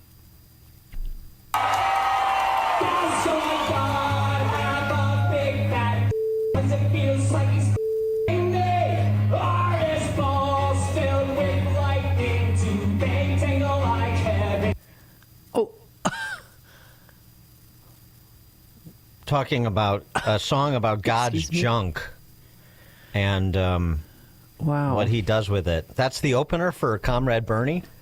I mean, is that really popular in Kenosha? Let's find out. Brian Steil, congressman from Wisconsin 1, joins us. Brian, thanks for being with us. Appreciate it. Good morning. Thanks for having me on. Did you get a chance to meet Against Me and the band over the weekend? Or? Well, this just shows you how absolutely radical the left is. They came and did a rally in Kenosha, Wisconsin, in the 1st Congressional District that I have an opportunity to represent, in absolutely disgusting lyrics by the musical act that they chose to put on stage. I mean, the listeners that you just had can barely understand how disgusting those lyrics are because you have to bleep it to maintain your license to broadcast. Yeah, I don't want Brenda Carr coming after us. Yeah. Yeah, if you go online and you listen to the song and you are not disgusted, I don't know what's wrong with you. And of course, this was the musical act that Bernie Sanders and the radical left played at their rally in Wisconsin. And at the end of the day, this is all about them trying to turn out the vote for a really important Wisconsin Supreme Court case or Supreme Court race. And if anything, this should remind everyone in the state of Wisconsin what will happen if we allow the liberals to maintain control in our Supreme Court and how important it is to get out and vote for Brad Schimmel. Well, go ahead. Well, do you think Bernie Sanders didn't properly vet this band? Or he just saw a transgender that was a lead singer and thought, yeah, this will be good. This will promote our message. I think he was playing bass. Comrade Bernie was on the bass. He or his team. When I saw this, I went on and just Googled it because I thought, there's no way it is as bad as I have just been told. And this is the #1 song of the artist. It's absolutely disgusting. And then he went on stage and thanked the artist for performing the song. So after these horrific lyrics were said, it was not as if he got up and said, I apologize for the bad words, apologize in particular for any young children in the audience who had to just hear that. No, he said, thank you for playing the music for our fans here. So he is all in, as is the radical left, thinking that talking about the Lord Savior in this manner at a public forum is okay. It just shows you how absolutely disconnected from reality the radical left is, and their tour that they took to Kenosha, Wisconsin continues across the United States. Yeah, I don't know how well that act is going to be received in other locales, but or how well it was received, frankly, in the larger Kenosha area, and when people start hearing about it who are not dyed-in-the-wool communists that would attend that rally. But let's talk about oligarchs, since Comrade Bernie wants to stop them. He doesn't want to stop George Soros, who gave $1 million to the Democrat Party in January. He doesn't want to stop J.B. Pritzker, who gave $500,000. He doesn't want to stop Reid Hoffman, who gave $250,000. Now, there are big-time donors on the Republican side in this race, too. But on our side, we don't pretend that we don't have big-time donors and that we don't need big-time donors. Their side just pretends. In particular, what has happened in the state of Wisconsin is the Democratic Party has consistently gotten mega donors, including, as you noted, George Soros and J.B. Pritzker, who put in $500,000 here, $1 million there into electing Democrats in the state of Wisconsin. And for the first time, it feels the Republican Party is starting to catch up to the game of the Democrats. And at least on TV, this race is far closer to even than previous Wisconsin Supreme Court races have been. But I think the Republicans and conservatives are waking up, not just in Wisconsin, but across the country, about the absolute importance of this race in the state of Wisconsin to make sure that we're able to continue President Trump's agenda and to make sure that the radical left doesn't find sneaky ways to get an upper hand to try to remove President Trump from office or to remove Republicans from office or to prevent Republicans from being elected in the first place as they attack election integrity. Well, we talked with Senator Ron Johnson about this last week, but and this is an April 1st election. Schimmel, the former AG, is the Republican candidate for Wisconsin State Supreme Court. But give us, connect the dots for us. So, and why is this a national race? All the national money coming in. Why is this as important as you're describing in terms of, the outcome potentially impacting the Trump agenda? Why should people being pay attention? Why should people who are on the Illinois side of the Cheddar Curtain come over and help Schimmel? Give us the perspective. Well, great question. So if you live in Wisconsin or you live anywhere and you care about important issues, you care about this race. If the radicals on the left dominate this court in a majority for what will be the next 3 to 4 years if they're successful here, they're going to go through and they're going to abolish voter ID. You're going to see them work to raise taxes. You're going to watch them undermine law enforcement and undermine immigrations and customs enforcement, ICE. They'll go after school choice.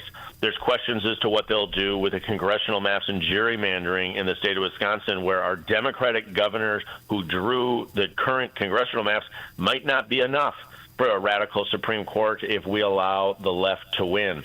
And so the impact, not only in the state of Wisconsin, is there, but the impact is going to be felt nationally as this race is really a key bellwether for how we're doing, how President Trump is doing, and the Democrats are all in on trying to flip and maintain liberal control of the Supreme Court in Wisconsin. Yeah, and we talked again to Ron Johnson about this, but we're just still trying to wrap our minds around it because even though we're in Illinois, sort of, which is base camp for this identitarian insanity, we thought other places were more civilized. That's why so many Illinoisans are fleeing to places like Wisconsin. Tony Evers, I mean, just in terms, we were just talking about this before you joined us. Like, if you think that the identitarians that dominate the left have just sort of conceded defeat after November and are walking away, you'd be wrong. And we're getting a good dose of this actually from Wisconsin, including Evers with this, inseminated person redefinition of women or moms, I should say. I can't believe that has an audience outside of pockets of suburban Milwaukee and Madison.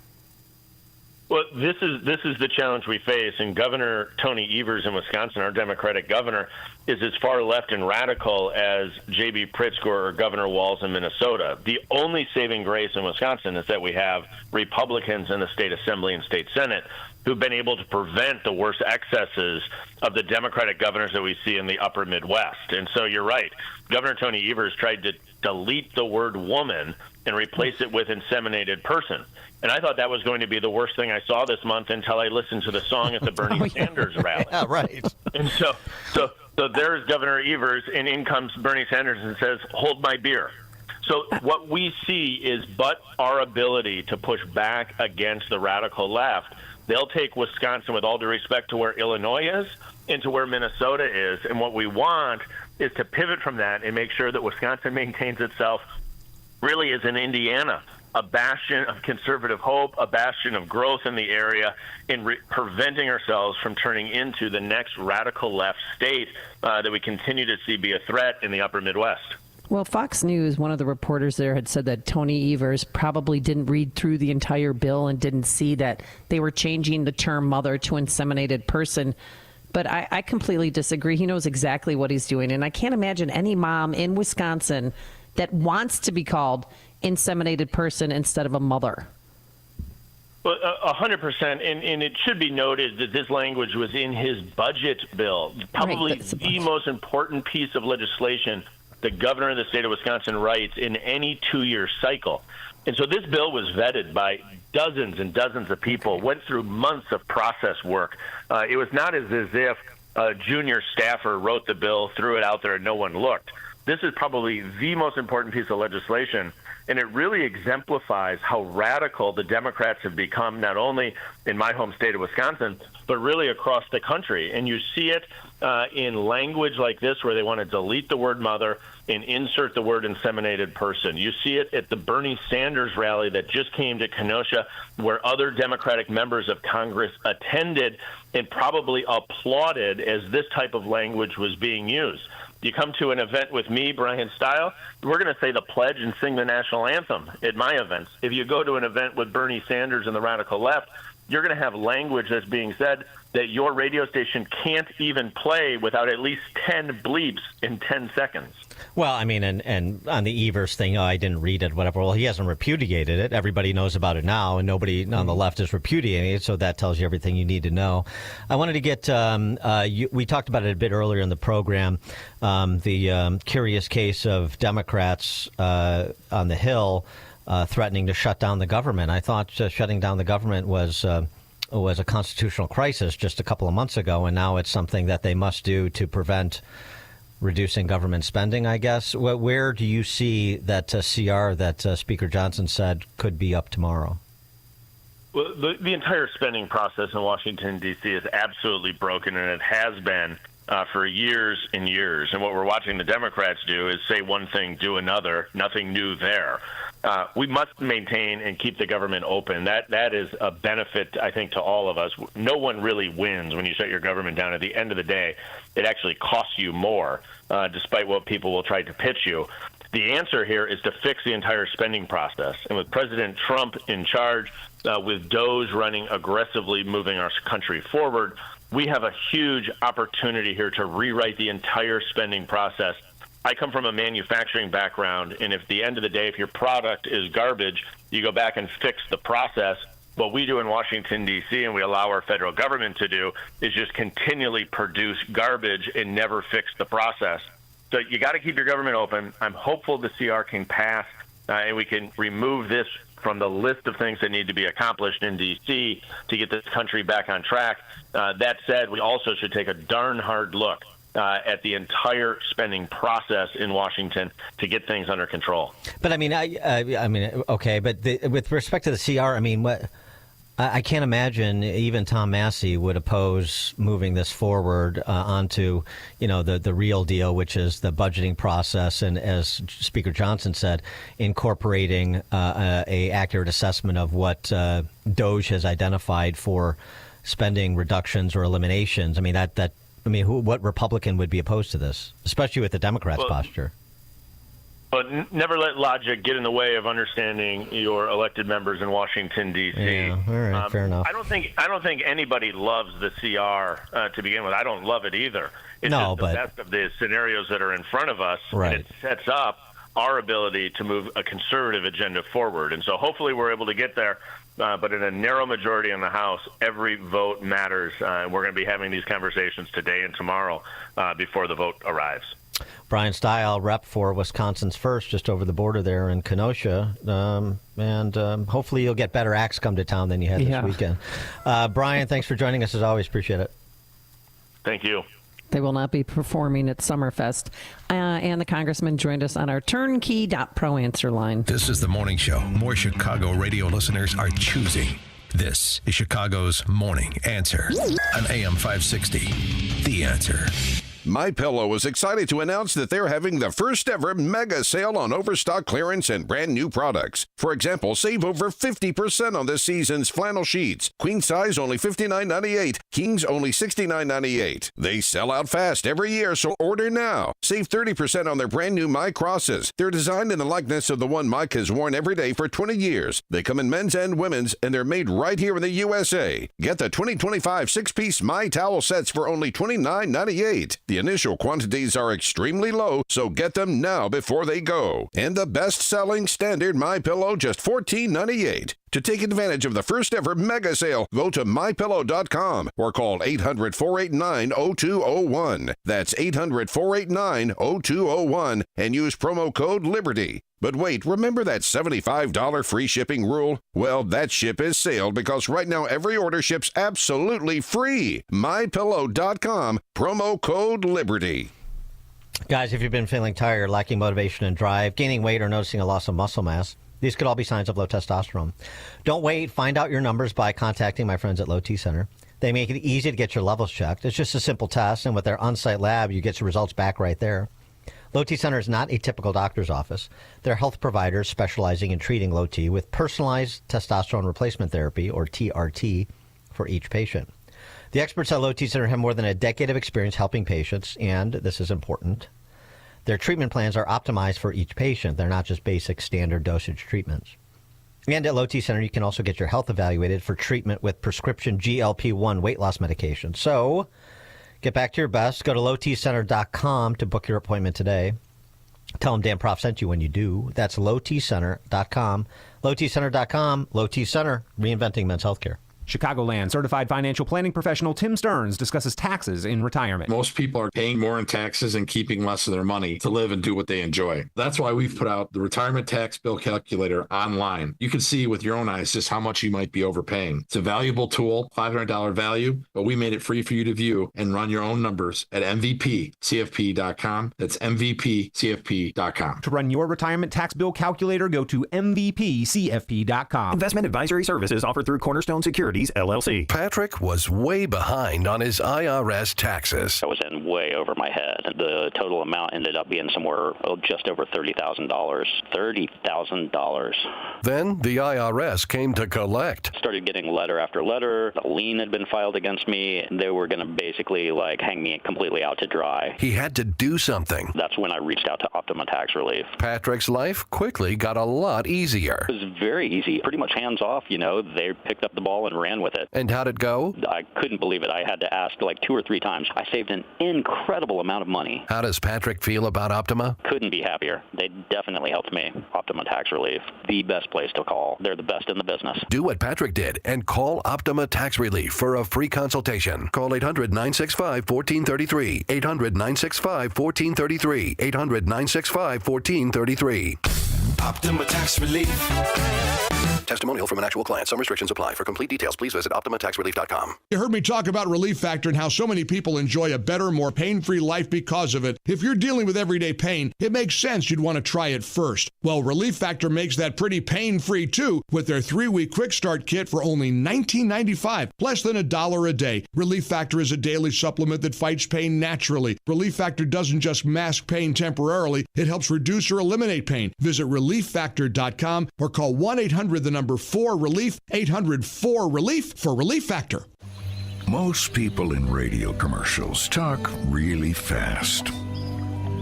But we made this one for RV owners. Progressive knows they like the slower pace of RV life, like this commercial. And they know Progressive will protect their RV at a fair price with discounts. Now here comes the fast part. Progressive Casualty Insurance Company and affiliates. Discounts not available in all states or situations. Enjoy uninterrupted programming from Dan Proft and Amy Jacobson around the clock, all day, every day, including daily replays of Chicago's Morning Answer on Dan and Amy 24/7. Listen now at danandamy247.com.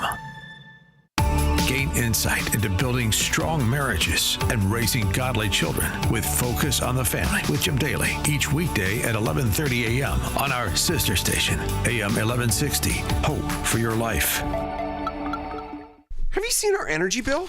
You'd think Elon used our furnace to power his rocket ships. Very funny, babe. That furnace is 20 years old and probably hasn't been cleaned in 10. I'll have Air Right Heating and Cooling check it out. They've seen it all. Plus, there's still time to take advantage of federal rebates. They even give AM 560 listeners $56 off any service. Visit Air Right Heating and Cooling today at air-rite.com. That's AIR-RITE.com.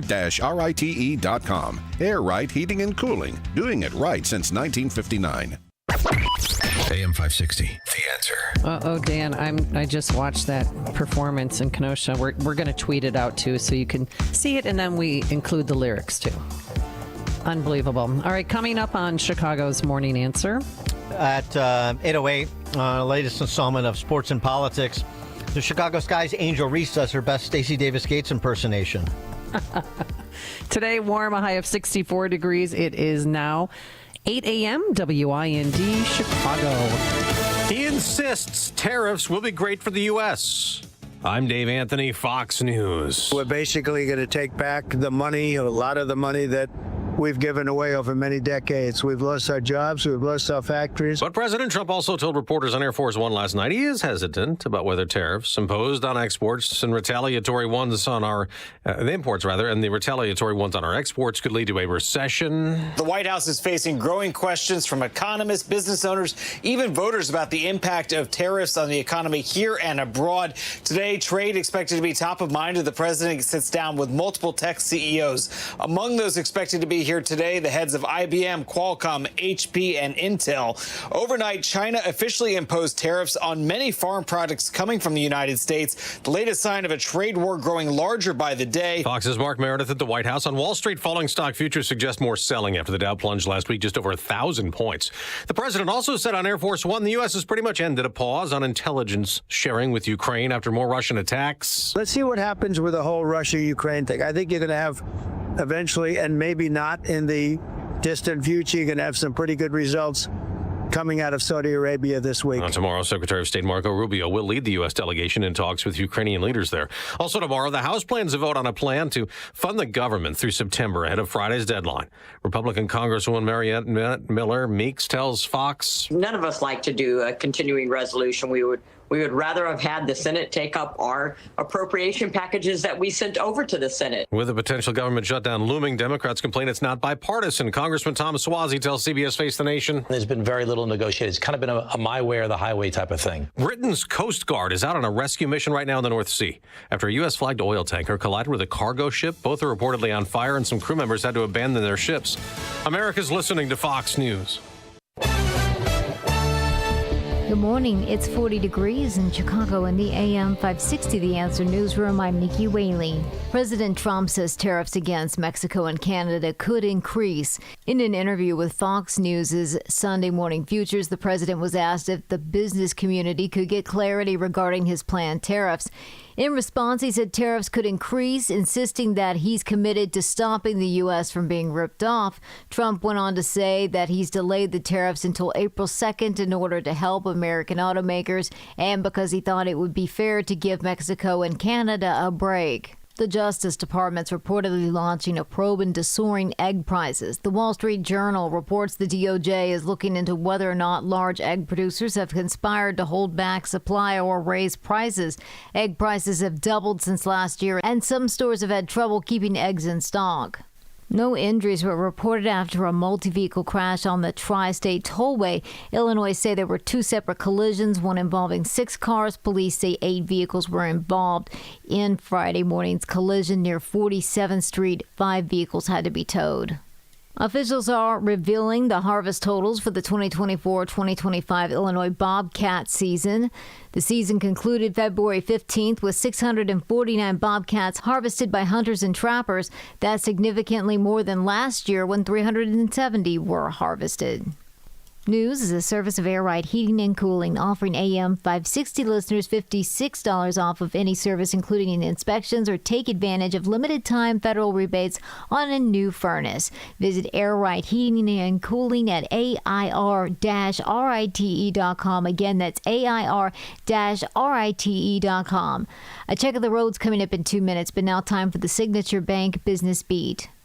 I'm Liz Clayman, and this is the Fox Business Report. President Trump declined to answer a question about whether the U.S. could be heading to a recession, telling FBN's Maria Bartiromo he hates to predict things. Stock futures are sharply lower, though Commerce Secretary Howard Lutnick says Americans should absolutely not brace for a recession.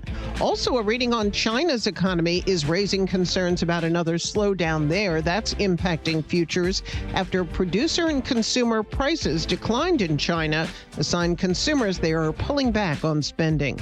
China's tariffs on U.S. farm products kicked in this morning. Foxconn, the company known for assembling iPhones, now says it's built its own artificial intelligence model called FoxBrain. It's capable of data analysis, mathematics, reasoning, and code generation. That's your Fox Business Report. I'm Jenny Cosolda, invested in you. Larry Elder explains why nothing gets done in Washington. This is sickening. The President of the United States is elected. When Obama fired a whole bunch of U.S. attorneys, Eric Holder said elections matter. And you wonder why executive orders are not carried out. Because there are a whole bunch of people who either can't or won't, and there are no consequences when nothing gets done. The Larry Elder Show, weeknights at 8, right before Sean Hannity at 10 on AM 560. The Answer. Did you know that AM 560 Radio has a full-service digital marketing division called Salem Surround? If you're a business decision maker, listen up.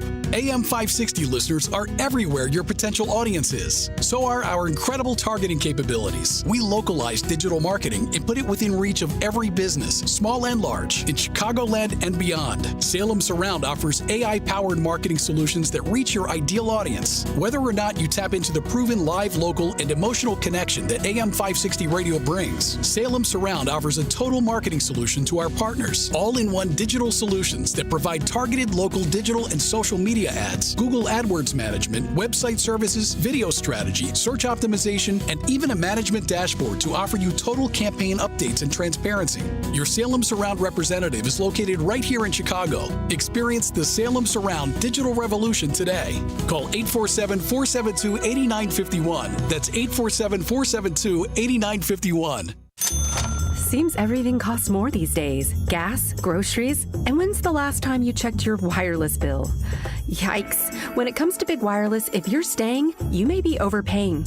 Switch to Consumer Cellular and get the same fast, reliable nationwide coverage without the big wireless bill. Plans start at just $20 a month, and that's not a short-term promo. But don't just take our word for it. Here's Jackie and Veronica, real customers. I didn't know that I could get something for a lot less money that was actually better than who I was with before. Anytime anybody complains about their cell phone bill, we say, you've got to check out Consumer Cellular. Our U.S.-based experts will get you switched and saving in about 20 minutes. Just call or click to see how much you can save today. Because when it comes to big wireless, if you're staying, you may be overpaying. Call 1-888-FREEDOM or visit ConsumerCellular.com. That's 1-888-FREEDOM or ConsumerCellular.com today. Real people paid to share their opinions in this ad. Plans include $5 credit for auto pay and e-billing.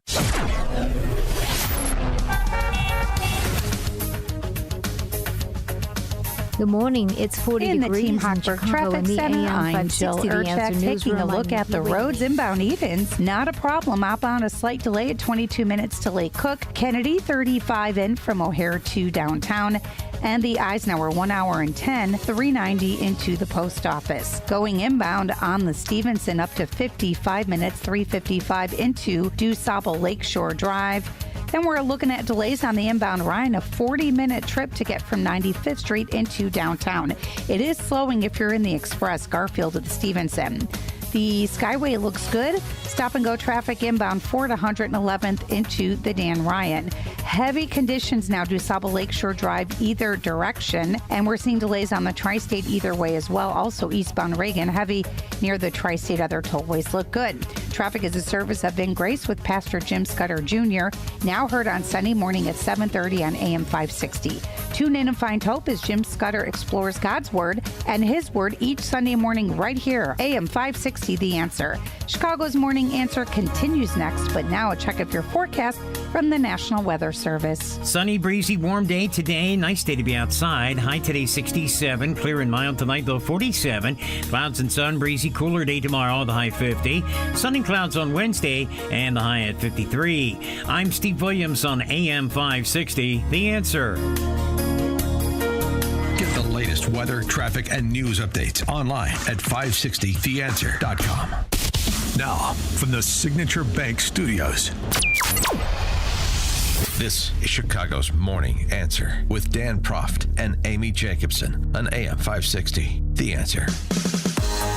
Sports and politics and sports and politics and sports and politics and intersection. Arrogance and ignorance. Arrogance, ignorance, and arrogance and ignorance. Intersection. Dan and Amy, this installment, we've got a couple of items. One, starting right here in Chicago Sky standout, Angel Reese. You know, I want to think that this is a marketing ploy by her, because as I've said before about her rivalry with Caitlin Clark, it's smart on her part. Yep. To have this rivalry, because it elevates it to, you know, these are two stars. They don't like each other. Angel Reese is happy to wear the black hat, and Caitlin Clark is the darling. And so it creates a great storyline, the kind of storylines that create great rivalries, that create fan interest. So I want to believe that this is intentional on her part, but I'm not sure. So the WNBA has a collective bargaining agreement that the players opted out of, so it expires next year. And Angel Reese was on a podcast in which she said, basically, if y'all don't give us what we want, we sitting out. 312-642-5600, turnkey.pro answer line. You could text us on that very same line. I think that's why Mike Scott is off today, because he loves the WNBA. And it might not be happening if Angel Reese has her way. Yeah, they're willing to go on strike. I mean, again, doing her best Stacey Davis Gates impersonation, probably seeing what Stacey Davis Gates is able to generate for the teachers in Chicago, and they don't have to perform as compared to Angel Reese, who does have to perform, sports being a meritocracy and all. Anyway, your tweet, it was hysterical. Dan Proft. The Chicago Sky's Angel Reese is preparing for her post-basketball life as head of the Chicago Teachers Union. Well, I mean, it's just, it's nothing we haven't heard before. We just have rarely heard it in this context. And, I mean, the whole thing, I mean, it's sort of silly. I don't even know why you would say that publicly, because... why? Well, because... No, I mean... Well, okay, nobody cares. I mean, first of all, I mean, what is it? Angel Reese, she's really going to fix the wagon of basketball fans if the WNBA didn't play? The WNBA, nobody would even see the WNBA if they weren't on the NBA's dole.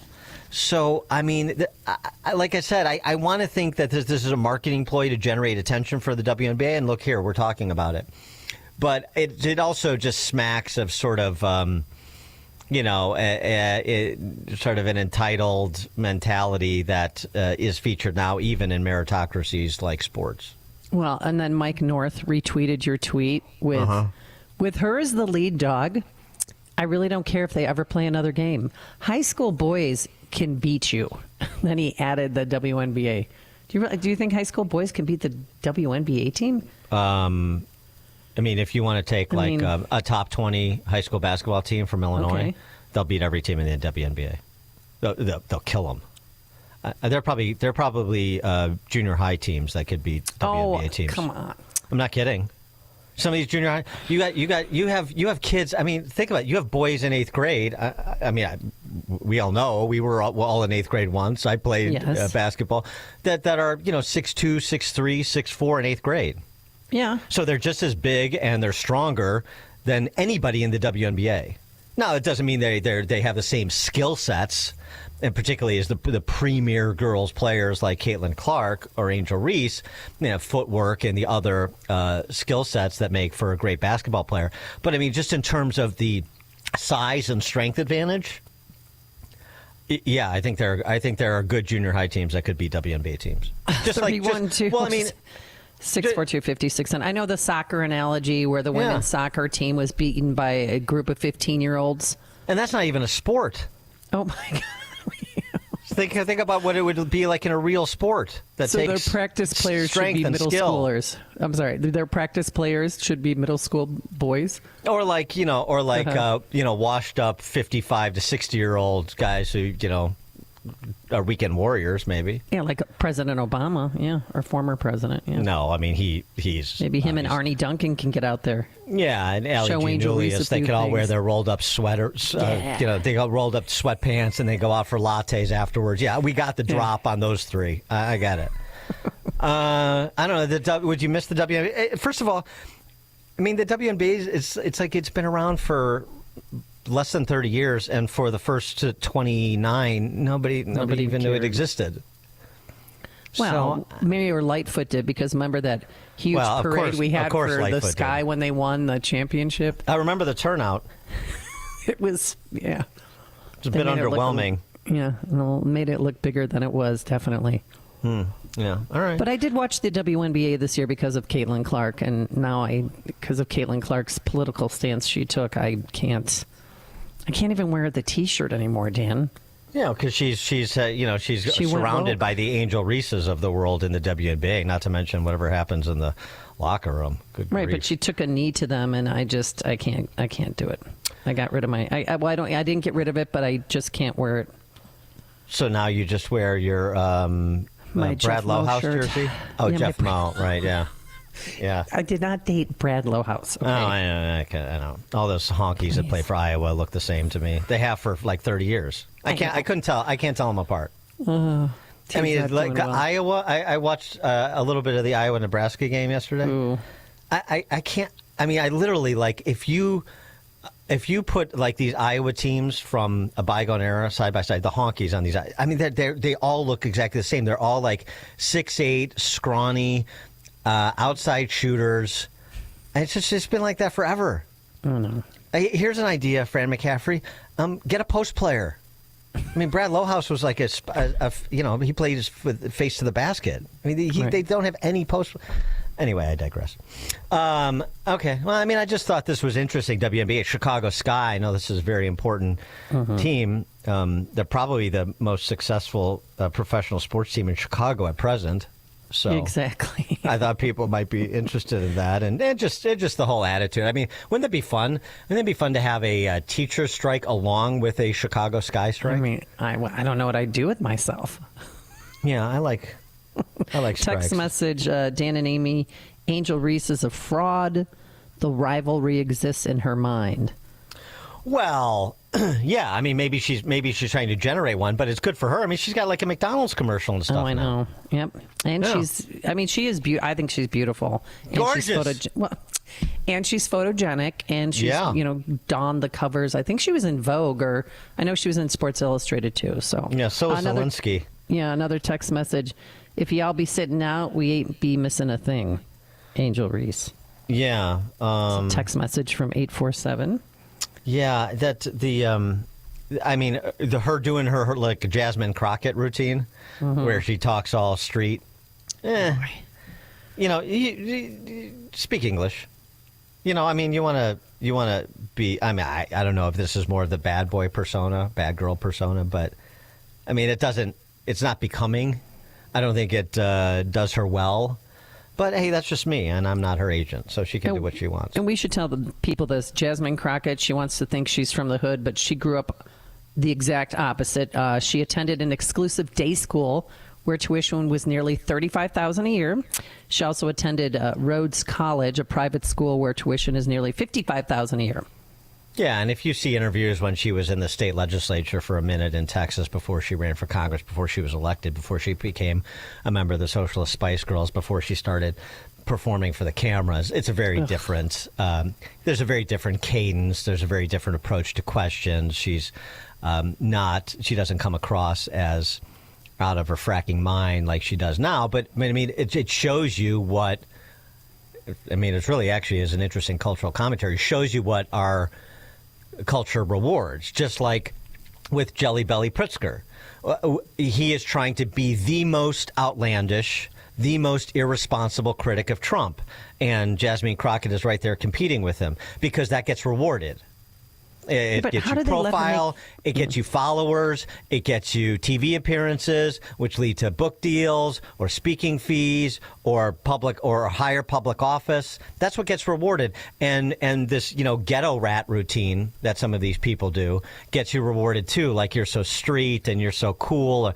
I mean, this has been a problem for a long time, that being measured and speaking in an educated fashion is boring and not marketable. Okay. I mean, for a lot of athletes, at least, the play dictates. So there are, of course, professional athletes that are measured and speak in complete sentences and have cogent thoughts and share them. But it just shows you that there is this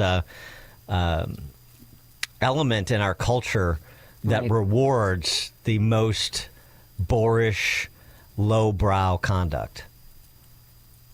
Got a text message, Dan. I did see that video where Jasmine Crockett is talking with a much different accent than the one she now has in Congress. Yeah. I mean, you saw it all last week, with this is like a riff on Doge. This is Jasmine Crockett reinvented. How about that? It's zero. And I know people gonna feel away. Listen, all I do is give y'all facts. So you come back to me when you don't get that check and say, Jasmine, you were right. Just like y'all want to get out there and say all kinds of, other stuff. But come back. because you're getting zero. I know these people. I work with these people. These people is not about this life, and they don't care about you. These people is not about this life. Mm-hmm. Okay. All right. I know. A little upper middle income family black guilt. It's very similar to white guilt. Another sports and politics story I wanted to get to. What else do you have? This is distressing. I really have to part company with the president on this one. What? Caroline Leavitt, the White House press secretary, tweeting over the weekend or posting on X over the weekend. The FIFA World Cup is coming to America. President Trump signed an executive order establishing a White House task force for the 2026 FIFA games. I mean, if Trump was going to do this country a solid, he would try to wean the portion of America that has succumbed to soccer off of that addiction. And and first that's number one. Number two is why Europe needs America for their silly little calisthenic too. I mean, this should be part of Europe's punishment. This is something else he can leverage to get them to lower tariff barriers as well. I mean, and John Cass will be writing an article about this later. I mean, this is the kind of sport, and this is what this calisthenic, I should say. This is what soccer breeds. Let me tell you a story. FC Taxi Duisburg 2 and SV Rot-Weiss Mulheim were set to compete. Accent. Yeah, set to compete in an 8th tier C division, blah blah blah calisthenic. And then the ref was performing ID checks on the players before the games. Why do you need an ID check? Well, you do. Yeah. You do why? Well, they check the roster. That's what before every big game, you check the roster, make sure the numbers match up to the actual player, and that's what you do. It's part of the game. So what happened during the ID check? In soccer? Why is the ref doing it? Don't you just have you give your lineup card to the umpire? Or what? No. There's no umpire. Well, I know, but I'm analogizing it to baseball. Yeah. What is this ref checking the IDs? What is this? That's what they do. It's a silly calisthenic for Eurotrash. I know. This is my point. So he's doing his ID check. Apparently, that's something you do with this banal calisthenic thing. And he noticed a child running around playing on the field because why not? There's no clock. Nobody knows when it starts or ends. There's no scoring. You might as well just have kids enjoy themselves on an open field. Uh-huh. So then the kid that was playing came closer to the ref, and he bit his left testicle. What? What? Yeah. Oh, my... Okay, gross. The kid bit the ref's left testicle, and he was in such pain because, he's a soccer pansy. That stuff hurts. Oh. He's a soccer pansy. I mean, the game was canceled. It was a kid of one of the teams. Players.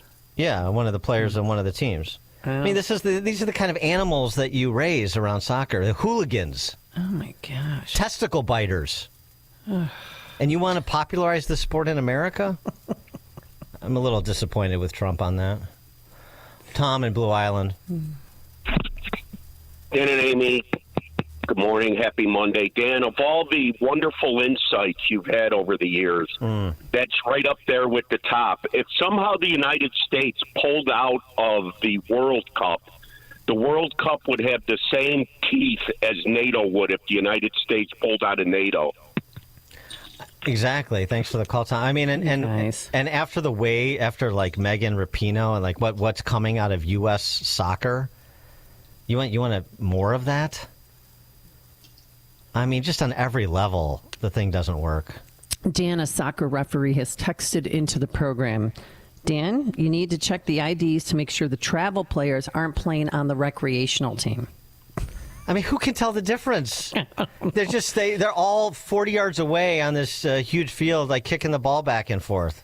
And then you got some little ankle biter that's now a ball biter comes up to you and says, hey, I don't like this. I mean, what did he say to him to provoke him to bite him there. No, probably. I mean, probably the player probably had his son. He said, "Go bite that guy's testicle." This is like the culture around this grotesque calisthenic. I hope they got that kid help. I mean, that's pretty violent. That's. Ugh. Ooh. I don't even have one, and I can't imagine. Can I remind you of why soccer is not a sport? Yes, please. There's two simple reasons. Mm-hmm. If you can't use your hands, it's not a sport. And if you removed the goals from soccer, it would not materially change the game. It's just not. I mean, so it's just running around on a field. I don't get it. I really don't.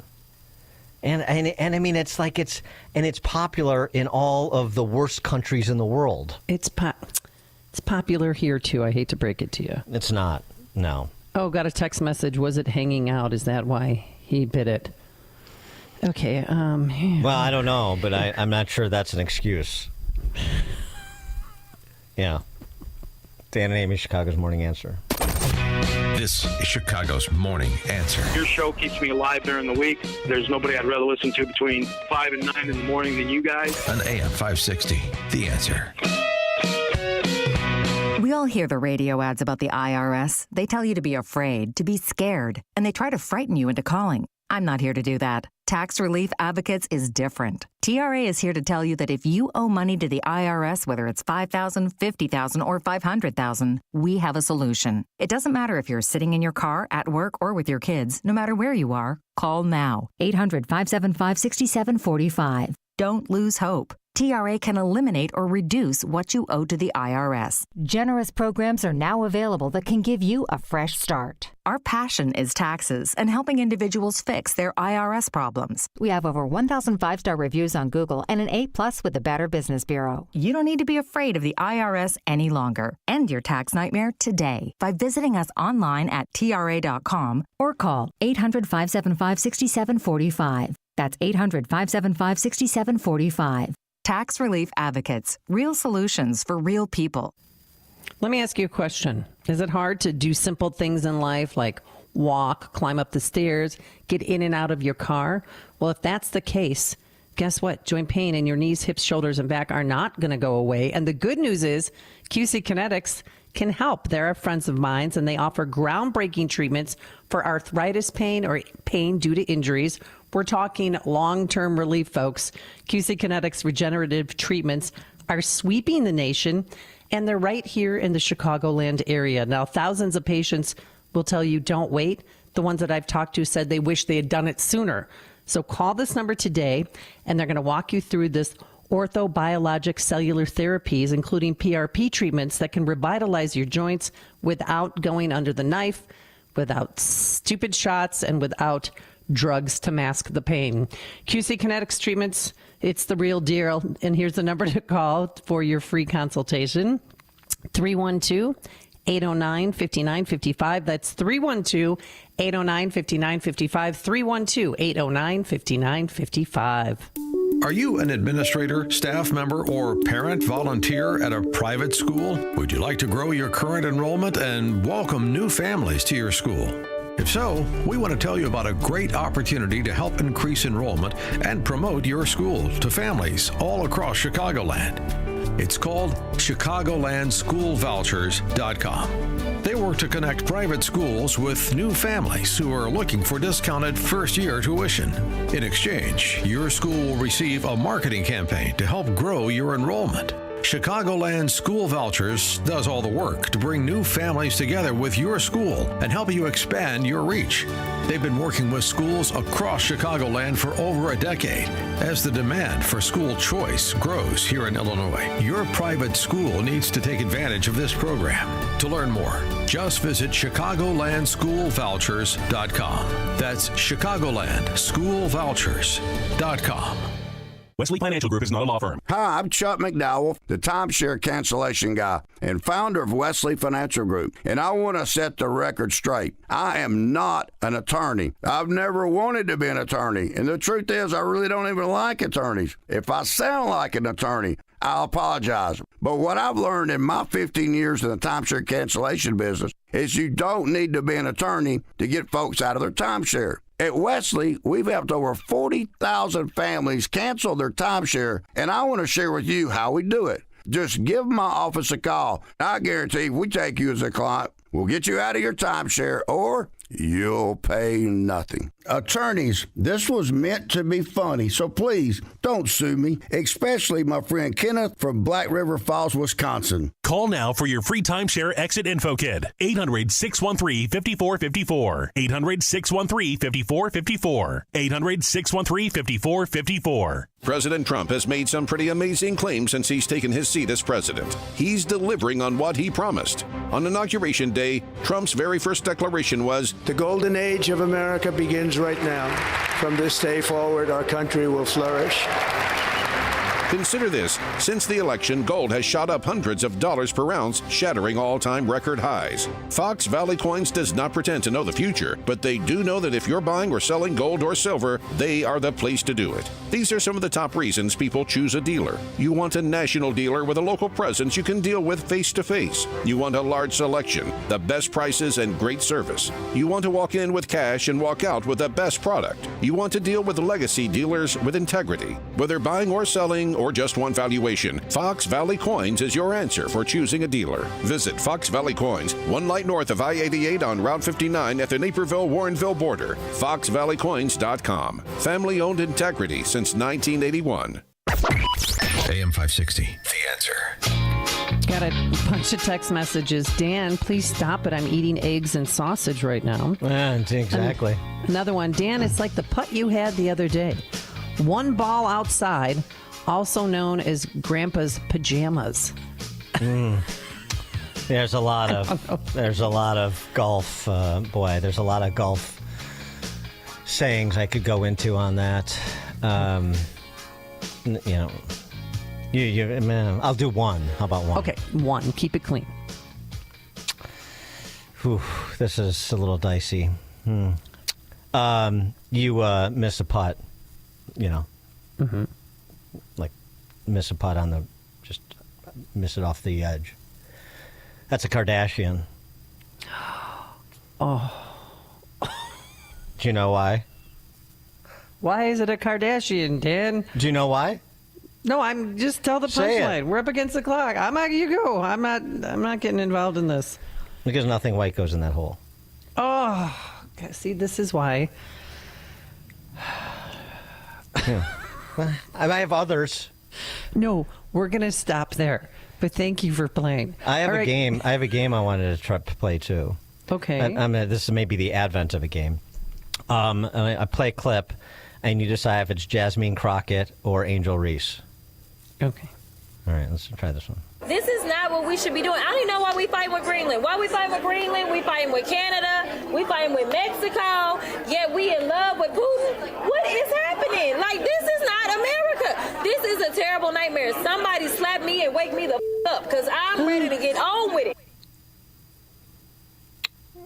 Jasmine Crockett or Angel Reese? I'm going to go with Jasmine Crockett. Yeah, I mean, it's the topic. Because she talked about Greenland, Yeah. I'm not sure that Angel Reese was a geography major at LSU. All right, coming up at 8:38, we'll turn our attention to markets. Maybe a few more golf sayings. I don't know about that. Jim Perry joins us at 8:38. But now into the newsroom we go. Nikki Whaley in for Mike Scott. Good morning. It's 40 degrees in Chicago in the AM 560 The Answer newsroom. I'm Nikki Whaley. President Trump has signed an executive order that would limit eligibility for the Public Service Loan Forgiveness Program. Speaking in the Oval Office Friday, White House Staff Secretary Will Scharf explained why the administration felt the need to make the move. A lot of these people work for NGO organizations, for nonprofit organizations that engage in illegal or what we would consider to be improper activities. Under the PSLF, not-for-profit and government employees can have their federal student loans forgiven after 10 years of payments. Student loan borrowers and advocates have vowed to challenge Trump's order in court. After most Americans move the clocks forward for daylight savings time over the weekend, hospitals are preparing to see significant increases in heart attack-related visits today on the first day of the work week. Although the exact reason isn't clear, experts think the lost hour of sleep plays a big role disrupting the body's natural rhythm. Authorities are investigating a deadly crash on the south side. Police say a man was driving a sedan Saturday night in the 3400 block of West 79th Street when he hit a hatchback, causing both vehicles to crash. The man driving the sedan died at the scene while the two other people in the hatchback took off before police arrived. No citations have been issued. News is a service of the Low T Center. If you're not feeling the same energy anymore, testosterone therapy or TRT may be the answer. Look for personalized treatment like you'll get with the TRT experts at Low T Center. Low T Center brings over a decade of experience, so go to lowtcenter.com to book your appointment. That's lowtcenter.com. A check of the roads coming up in 2 minutes on AM 560 The Answer. Hugh Hewitt knows what the media is serving. It's something I think a lot of people in the media have a difficult time admitting. They really don't know what's going on, and therefore they make stuff up. What they think they understand is Donald Trump, and they know that some in their audience love to hate on Trump, so they serve that up piping hot every night whenever their show comes on. The Hugh Hewitt Show. Afternoons at 3, right before Sean Thompson at 4 on AM 560. The Answer. Signature Bank is Chicago's fastest growing independently owned business bank. It's a bank that cares about your business and is invested in your success. I'm Dan Proft, and I know this because Signature Bank is my business bank. Hi, I'm Chris Johnson, CEO of Classic Cinemas and proud customer of Signature Bank. We are a local family-owned business that is known for free refills on all sizes of popcorn, soft drinks, and ices. With over 9,000 heated recliners in 16 locations, we marry the traditions of the past with today's state-of-the-art technology. Throw in a 30-minute guarantee and an after-movie mint, and you have the perfect night out. As we strive to make every guest our priority, Signature Bank does the same with their customers. The team at Signature Bank is interested in taking my company forward. They have all the resources and solutions of the big banks, but they customize their offerings to meet my business needs. The customer always comes first with Signature Bank. Signature Bank helps local businesses succeed. Let Signature Bank turn your business vision into reality. Visit signaturebank.bank. Member FDIC, equal housing lender. I should have done it sooner. Hi, Amy Jacobson here, and that's what a number of people say to me when they come up and talk to me about QC Kinetics. Why did I wait so long? So let me ask you a question to see if whether or not you're a good candidate for QC Kinetics. Do you have trouble sleeping, walking, day-to-day movement? Do you want to avoid surgery and all the pain, the long recovery, and the uncertainty that comes with it? Do you miss doing things like golfing, jogging, playing pickleball? Well, if you answered yes to any of these questions, I bet you're a great candidate. So please don't wait. Contact our good friends at QC Kinetics right now and ask for your free consultation. Learn how the latest advances in regenerative medicine can help you and give you lasting pain relief with no drugs, no surgery, no downtime. Saturday appointments available. Call 312-809-5955. That's 312-809-5955. Again, 312-809-5955. In the Team Hochberg Traffic Center, I'm Jill Urchak taking a look at the roads. It's a 17-minute ride in from Lake Cook Road to Montrose on the inbound Eden's not bad at all. The inbound Kennedy, 30 minutes from Montrose on in, 45 from O'Hare on in. And then we're seeing delays on the inbound Eisenhower. That one's very heavy, an hour and 20 minutes to get from 390 into the post office. Stevenson inbound trip also busy, 55 to Saba Lakeshore Drive into the Veterans Memorial. And the inbound Dan Ryan is a half hour, 95th on in. Express are slowing 63rd to the Stevenson. Heavy conditions along DuSable Lakeshore Drive and the Tri-State both directions. Also backing up eastbound on the Reagan. You'll see delays there as well as northbound 355. This report is sponsored by Straight Talk Wireless. Don't let data limits hold you back from being the gift master in the family group chat. Switch to Straight Talk Wireless and get real unlimited data on a reliable 5G network. Straight Talk available at Walmart or straighttalk.com. Chicago's Morning Answer continues next. But now a check of your forecast from the National Weather Service. Breezy, warm day today, sunshine. Very nice day to be outdoors. High 67. Clear and mild tonight, low 47. Clouds and sun. Breezy, cool day tomorrow, the high 50. And then sun and clouds on Wednesday, high 53. I'm Steve Williams on AM 560. The Answer. Get the latest weather, traffic, and news updates online at 560theanswer.com. Now, from the Signature Bank Studios. Only the biggest stories, only the biggest guests, and only the biggest opinions. This is AM 560, The Answer. Top of the morning, Dan and Amy. Amy, you know what you call a putt you leave way short? No? Hello? All right. I guess she doesn't want to play after my Kardashian. All right. We have to discuss more serious matters, including the predictive performance of our economy. This is what Scott Bessent, Treasury Secretary, had to say on CNBC about this adjustment period as we get off the junk. We get off of government spending and we make room for private sector investment, real growth. Top 10% of Americans are 40 or 50% of consumption, and that is an unstable equilibrium. The bottom 50% of working Americans have gotten killed. We are trying to address that. We're trying to get rates down, and could we be seeing that this economy that we inherited starting to roll a bit? Sure. And look, there's going to be a natural adjustment as we move away from public spending to private spending. The market and the economy have just become hooked. We've become addicted to this government spending, and there's going to be a detox period.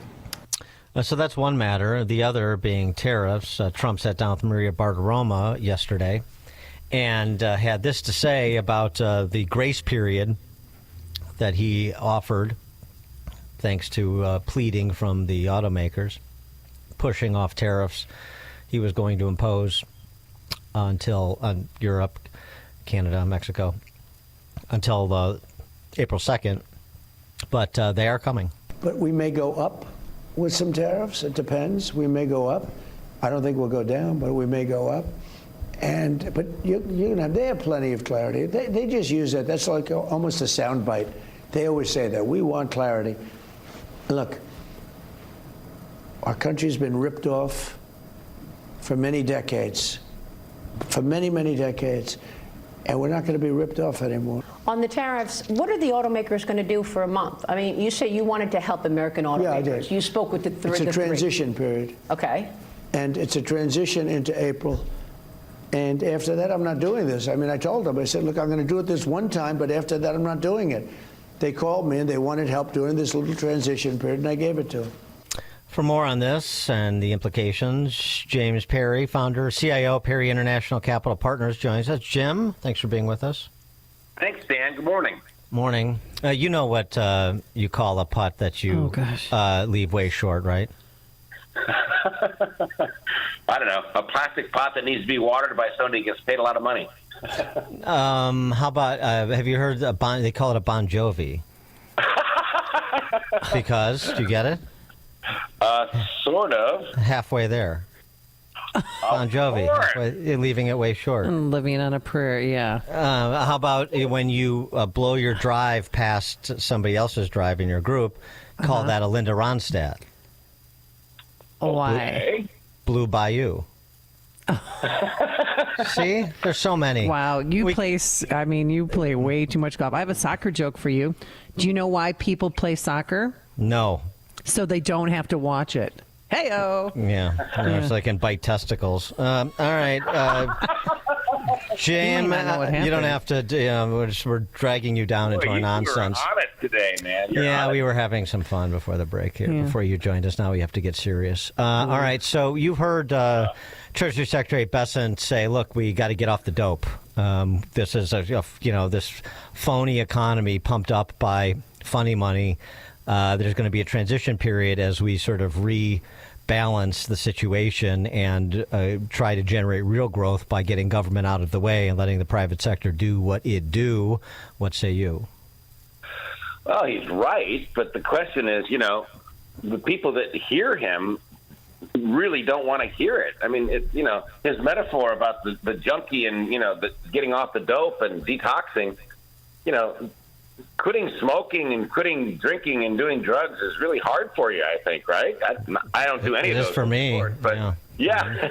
But, especially the drugs. Who wants a scolding from a public official about, being more, I don't know, balanced with your health and your life? Nobody wants to hear that. They want to get the money, right? So the blowback against the government is like quite obvious. It's like people don't want to be told that they got to quit spending money and quit receiving money and quit working because they're not doing anything. They just kind of want the status quo.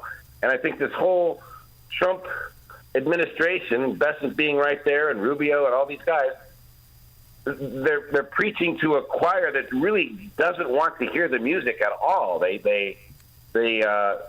angry and they're brushing back, and the markets don't like it, Well, the markets don't like it, but the flip side is, at least right now that could be fleeting, but right now Trump has popular support, and in part because once you start detailing all of the silly Marxist frivolities we're spending all kinds of money on, people are understandably react. Oh, well, that doesn't seem like a good use of money. And so he has support to do a lot of what he's doing.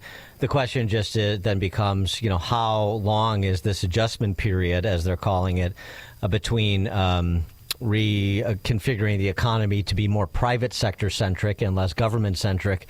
How long till we see the sort of economic growth that calms people down and says, okay, well, now we're in a better place? Yeah, I mean, you're right. I mean, I'm old enough and have read enough history economically to remember, Ronald Reagan when he was bringing, nuclear warheads over to Europe, and Paul Volcker when he was raising interest rates and crushing the economy. These two guys were highly unpopular, yet everybody knew that to win the greater war, the greater good, we had to, in the Cold War, stop Russia, and in the inflationary period, when Volcker started raising rates, we had to get inflation down. And now, the big boogaboo is spending. And, not to beat a dead horse, but, the government brought in $5 trillion last year in taxes and spent $7 trillion, deficit being $2 trillion, right? And pre-COVID, in 2019, the government brought in $3.5 trillion and spent $4 trillion. So the budget deficit was $500 billion, and now it's 4 times that. And it's just, if we keep doing this, the country's going to collapse. So, it's harsh medicine, and you got to take the drugs away and go through a detox period. But it's going to be painful. There's no question about it. Well, how long is this sustained pain going to last? Well, what does the pain look like? What does it, I mean, when you say painful, what do you mean?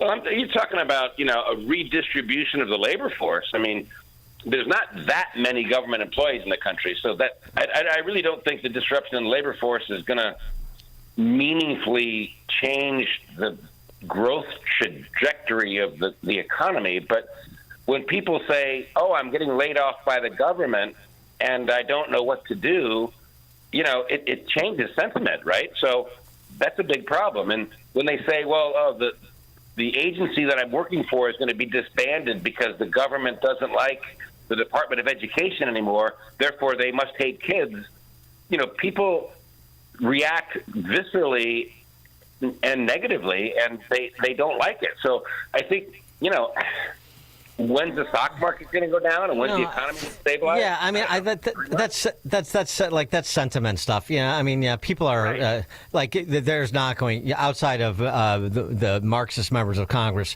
Nobody's going to be holding big rallies for the workforce at USAID or the Department of Education. I mean, at the end of the day, people care about their jobs and their household income, and they don't care very much about anybody else's. So I just don't. I mean, so consumer sentiment based on government layoffs. I don't know if I buy that, but what I do buy is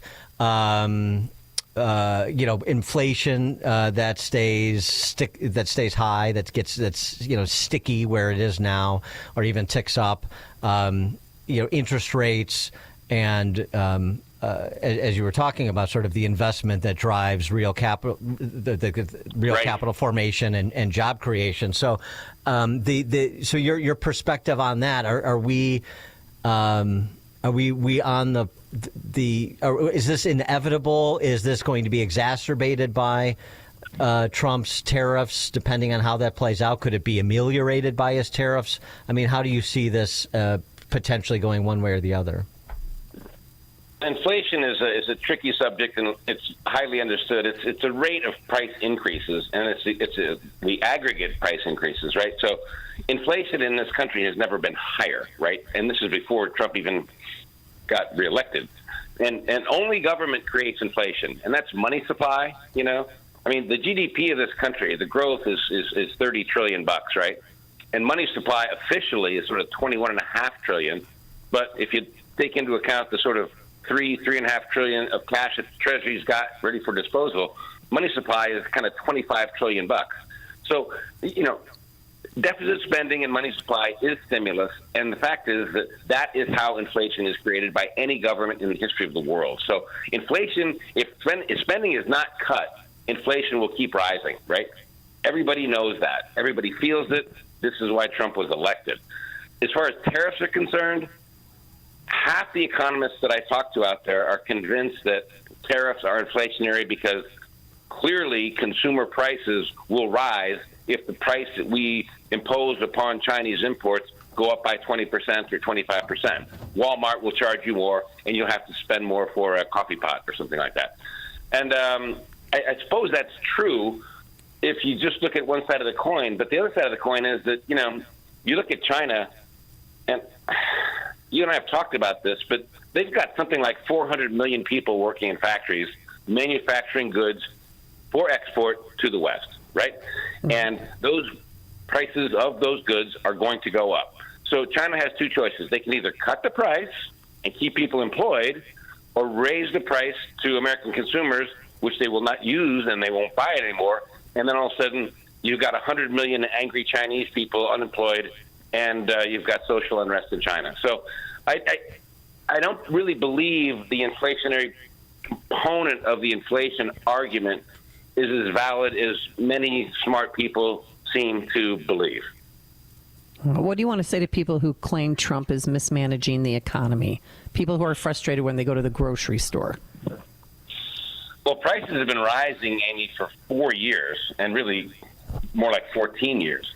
And I think that the reason prices are rising is because of the regulation on the delivery of goods and services and the amount of money that the government is spending. And when the government hires a lot of people and buys a lot of product, that means they're competing with the private sector, so the private sector has to raise its prices to compete. And I think that if people really looked at it, they would recognize that as a consumer, the private sector things that they buy, they have to compete with a government that doesn't care about higher prices. So I think everybody recognizes that if the cost of government, if the trajectory of growth and the size of government comes down, inflation will fall. But, you know, how do you say that to somebody at the grocery store paying $8 for a dozen eggs? You know, it doesn't really compute, right? They're more emotional and saying, this has got to be somebody's fault. Let's blame who's ever in charge or whoever's on TV. So this is going to take some time, right? I mean, if we get an extension of the Trump tax cuts with the add-ons for overtime, Social Security tips, and we see something approximating a balanced budget for this fiscal year, meaning they've reduced spend by, let's say, Musk's target, $1 trillion in whatever is proposed later this spring. Then even if you have tariffs artificially high because the reciprocal tariffs haven't gotten us to lowering to both sides, all sides, lowering barriers to open markets to respective countries' goods. The dereg and the reduction in spending and the tax relief alone, is that enough to at least have us crawling along, holding serve, or maybe even a little bit better? Or are we on the cusp of some real headwinds? I think the transition period, Dan, is going to be tricky. And I think that the tariff story is much more complicated than sort of a headline that you can read in the Wall Street Journal. I think the idea that tariffs are actually going to be imposed upon our neighbors, Mexico and Canada, and our closest allies in Europe, I think what Trump's trying to do here, to be honest with you, is to recognize that to slow the Chinese state-sponsored mercantilist economic export juggernaut, you are going to have to put up a wall and say tariffs in Europe, Canada, Mexico, Commonwealth countries are going up 25%, because all the stuff that you're exporting to the States and used to export to the States, and now it comes through Vietnam and Mexico and Canada instead, it's the same problem, and we are still abetting your expansion. So I think the tariff story, and I was golfing with a guy that was a Canadian guy last Thursday, and he says, Fortress North America would be a great idea. If Canada and Mexico can get on board with the United States and slow China down, everybody wins. And I said, that's right. The big picture here is, what do you do about a China, which is a state-sponsored communist party that wants to continue to expand its influence around the world? You have to slow them down, which means tariffs. Cut them down on oil. Iranian oil, Russian oil to China, cut it. Exports through Vietnam to Mexico and then to here, cut it. Toys and Barbie dolls through Vancouver into Canada to Chicago, cut it. So I think everybody eventually is going to get on board, but, you know, it's not going to happen overnight, right? It's just not going to. But I think everybody recognizes and can see that the end game is much more important than the here and now. So we're going to slow down here in the next 3 months or 6 months. And eventually, once people recognize that the government budget deficit gets cut by $1 trillion and things are getting better and prices are going down, they'll be happy. So right now, you know, I wrote this in my report last night. The bond market gets it.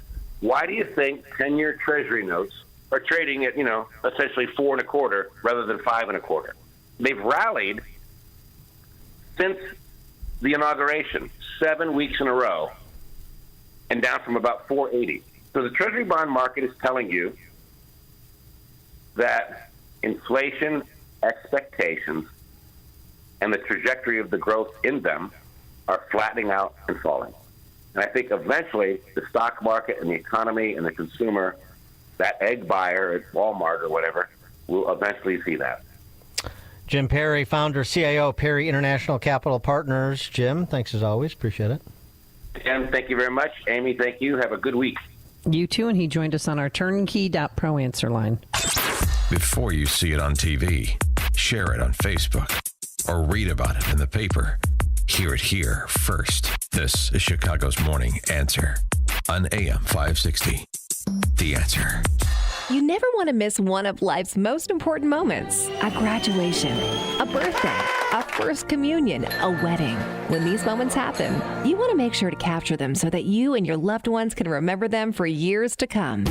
For over 30 years, families have relied on Tom Kaloran Photography to capture important life moments. This locally owned family business can provide the solutions you need for your important event photography, from weddings and birthdays to class reunions and golf outings. No matter the size or scope, Tom Kaloran Photography will make sure you have lasting memories to share for years to come. Tom Kaloran Photography is also the official photographer for AM 560 The Answer. To learn more and to see their portfolio, just visit KaloranPhotography.com. That's KILLORAN Photography.com.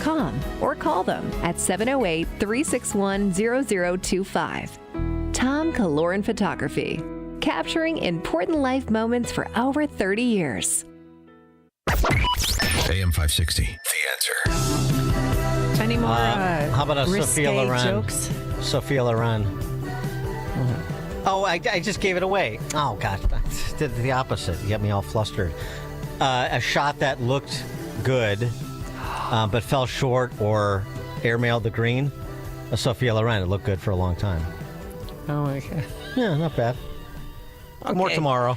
Thanks. I can't wait. 64 degrees today. Go and enjoy. It is now 9 a.m. WIND Chicago. They are still worried on Wall Street. I'm Dave Anthony, Fox News. Stocks are down big at the opening bell on continued concern.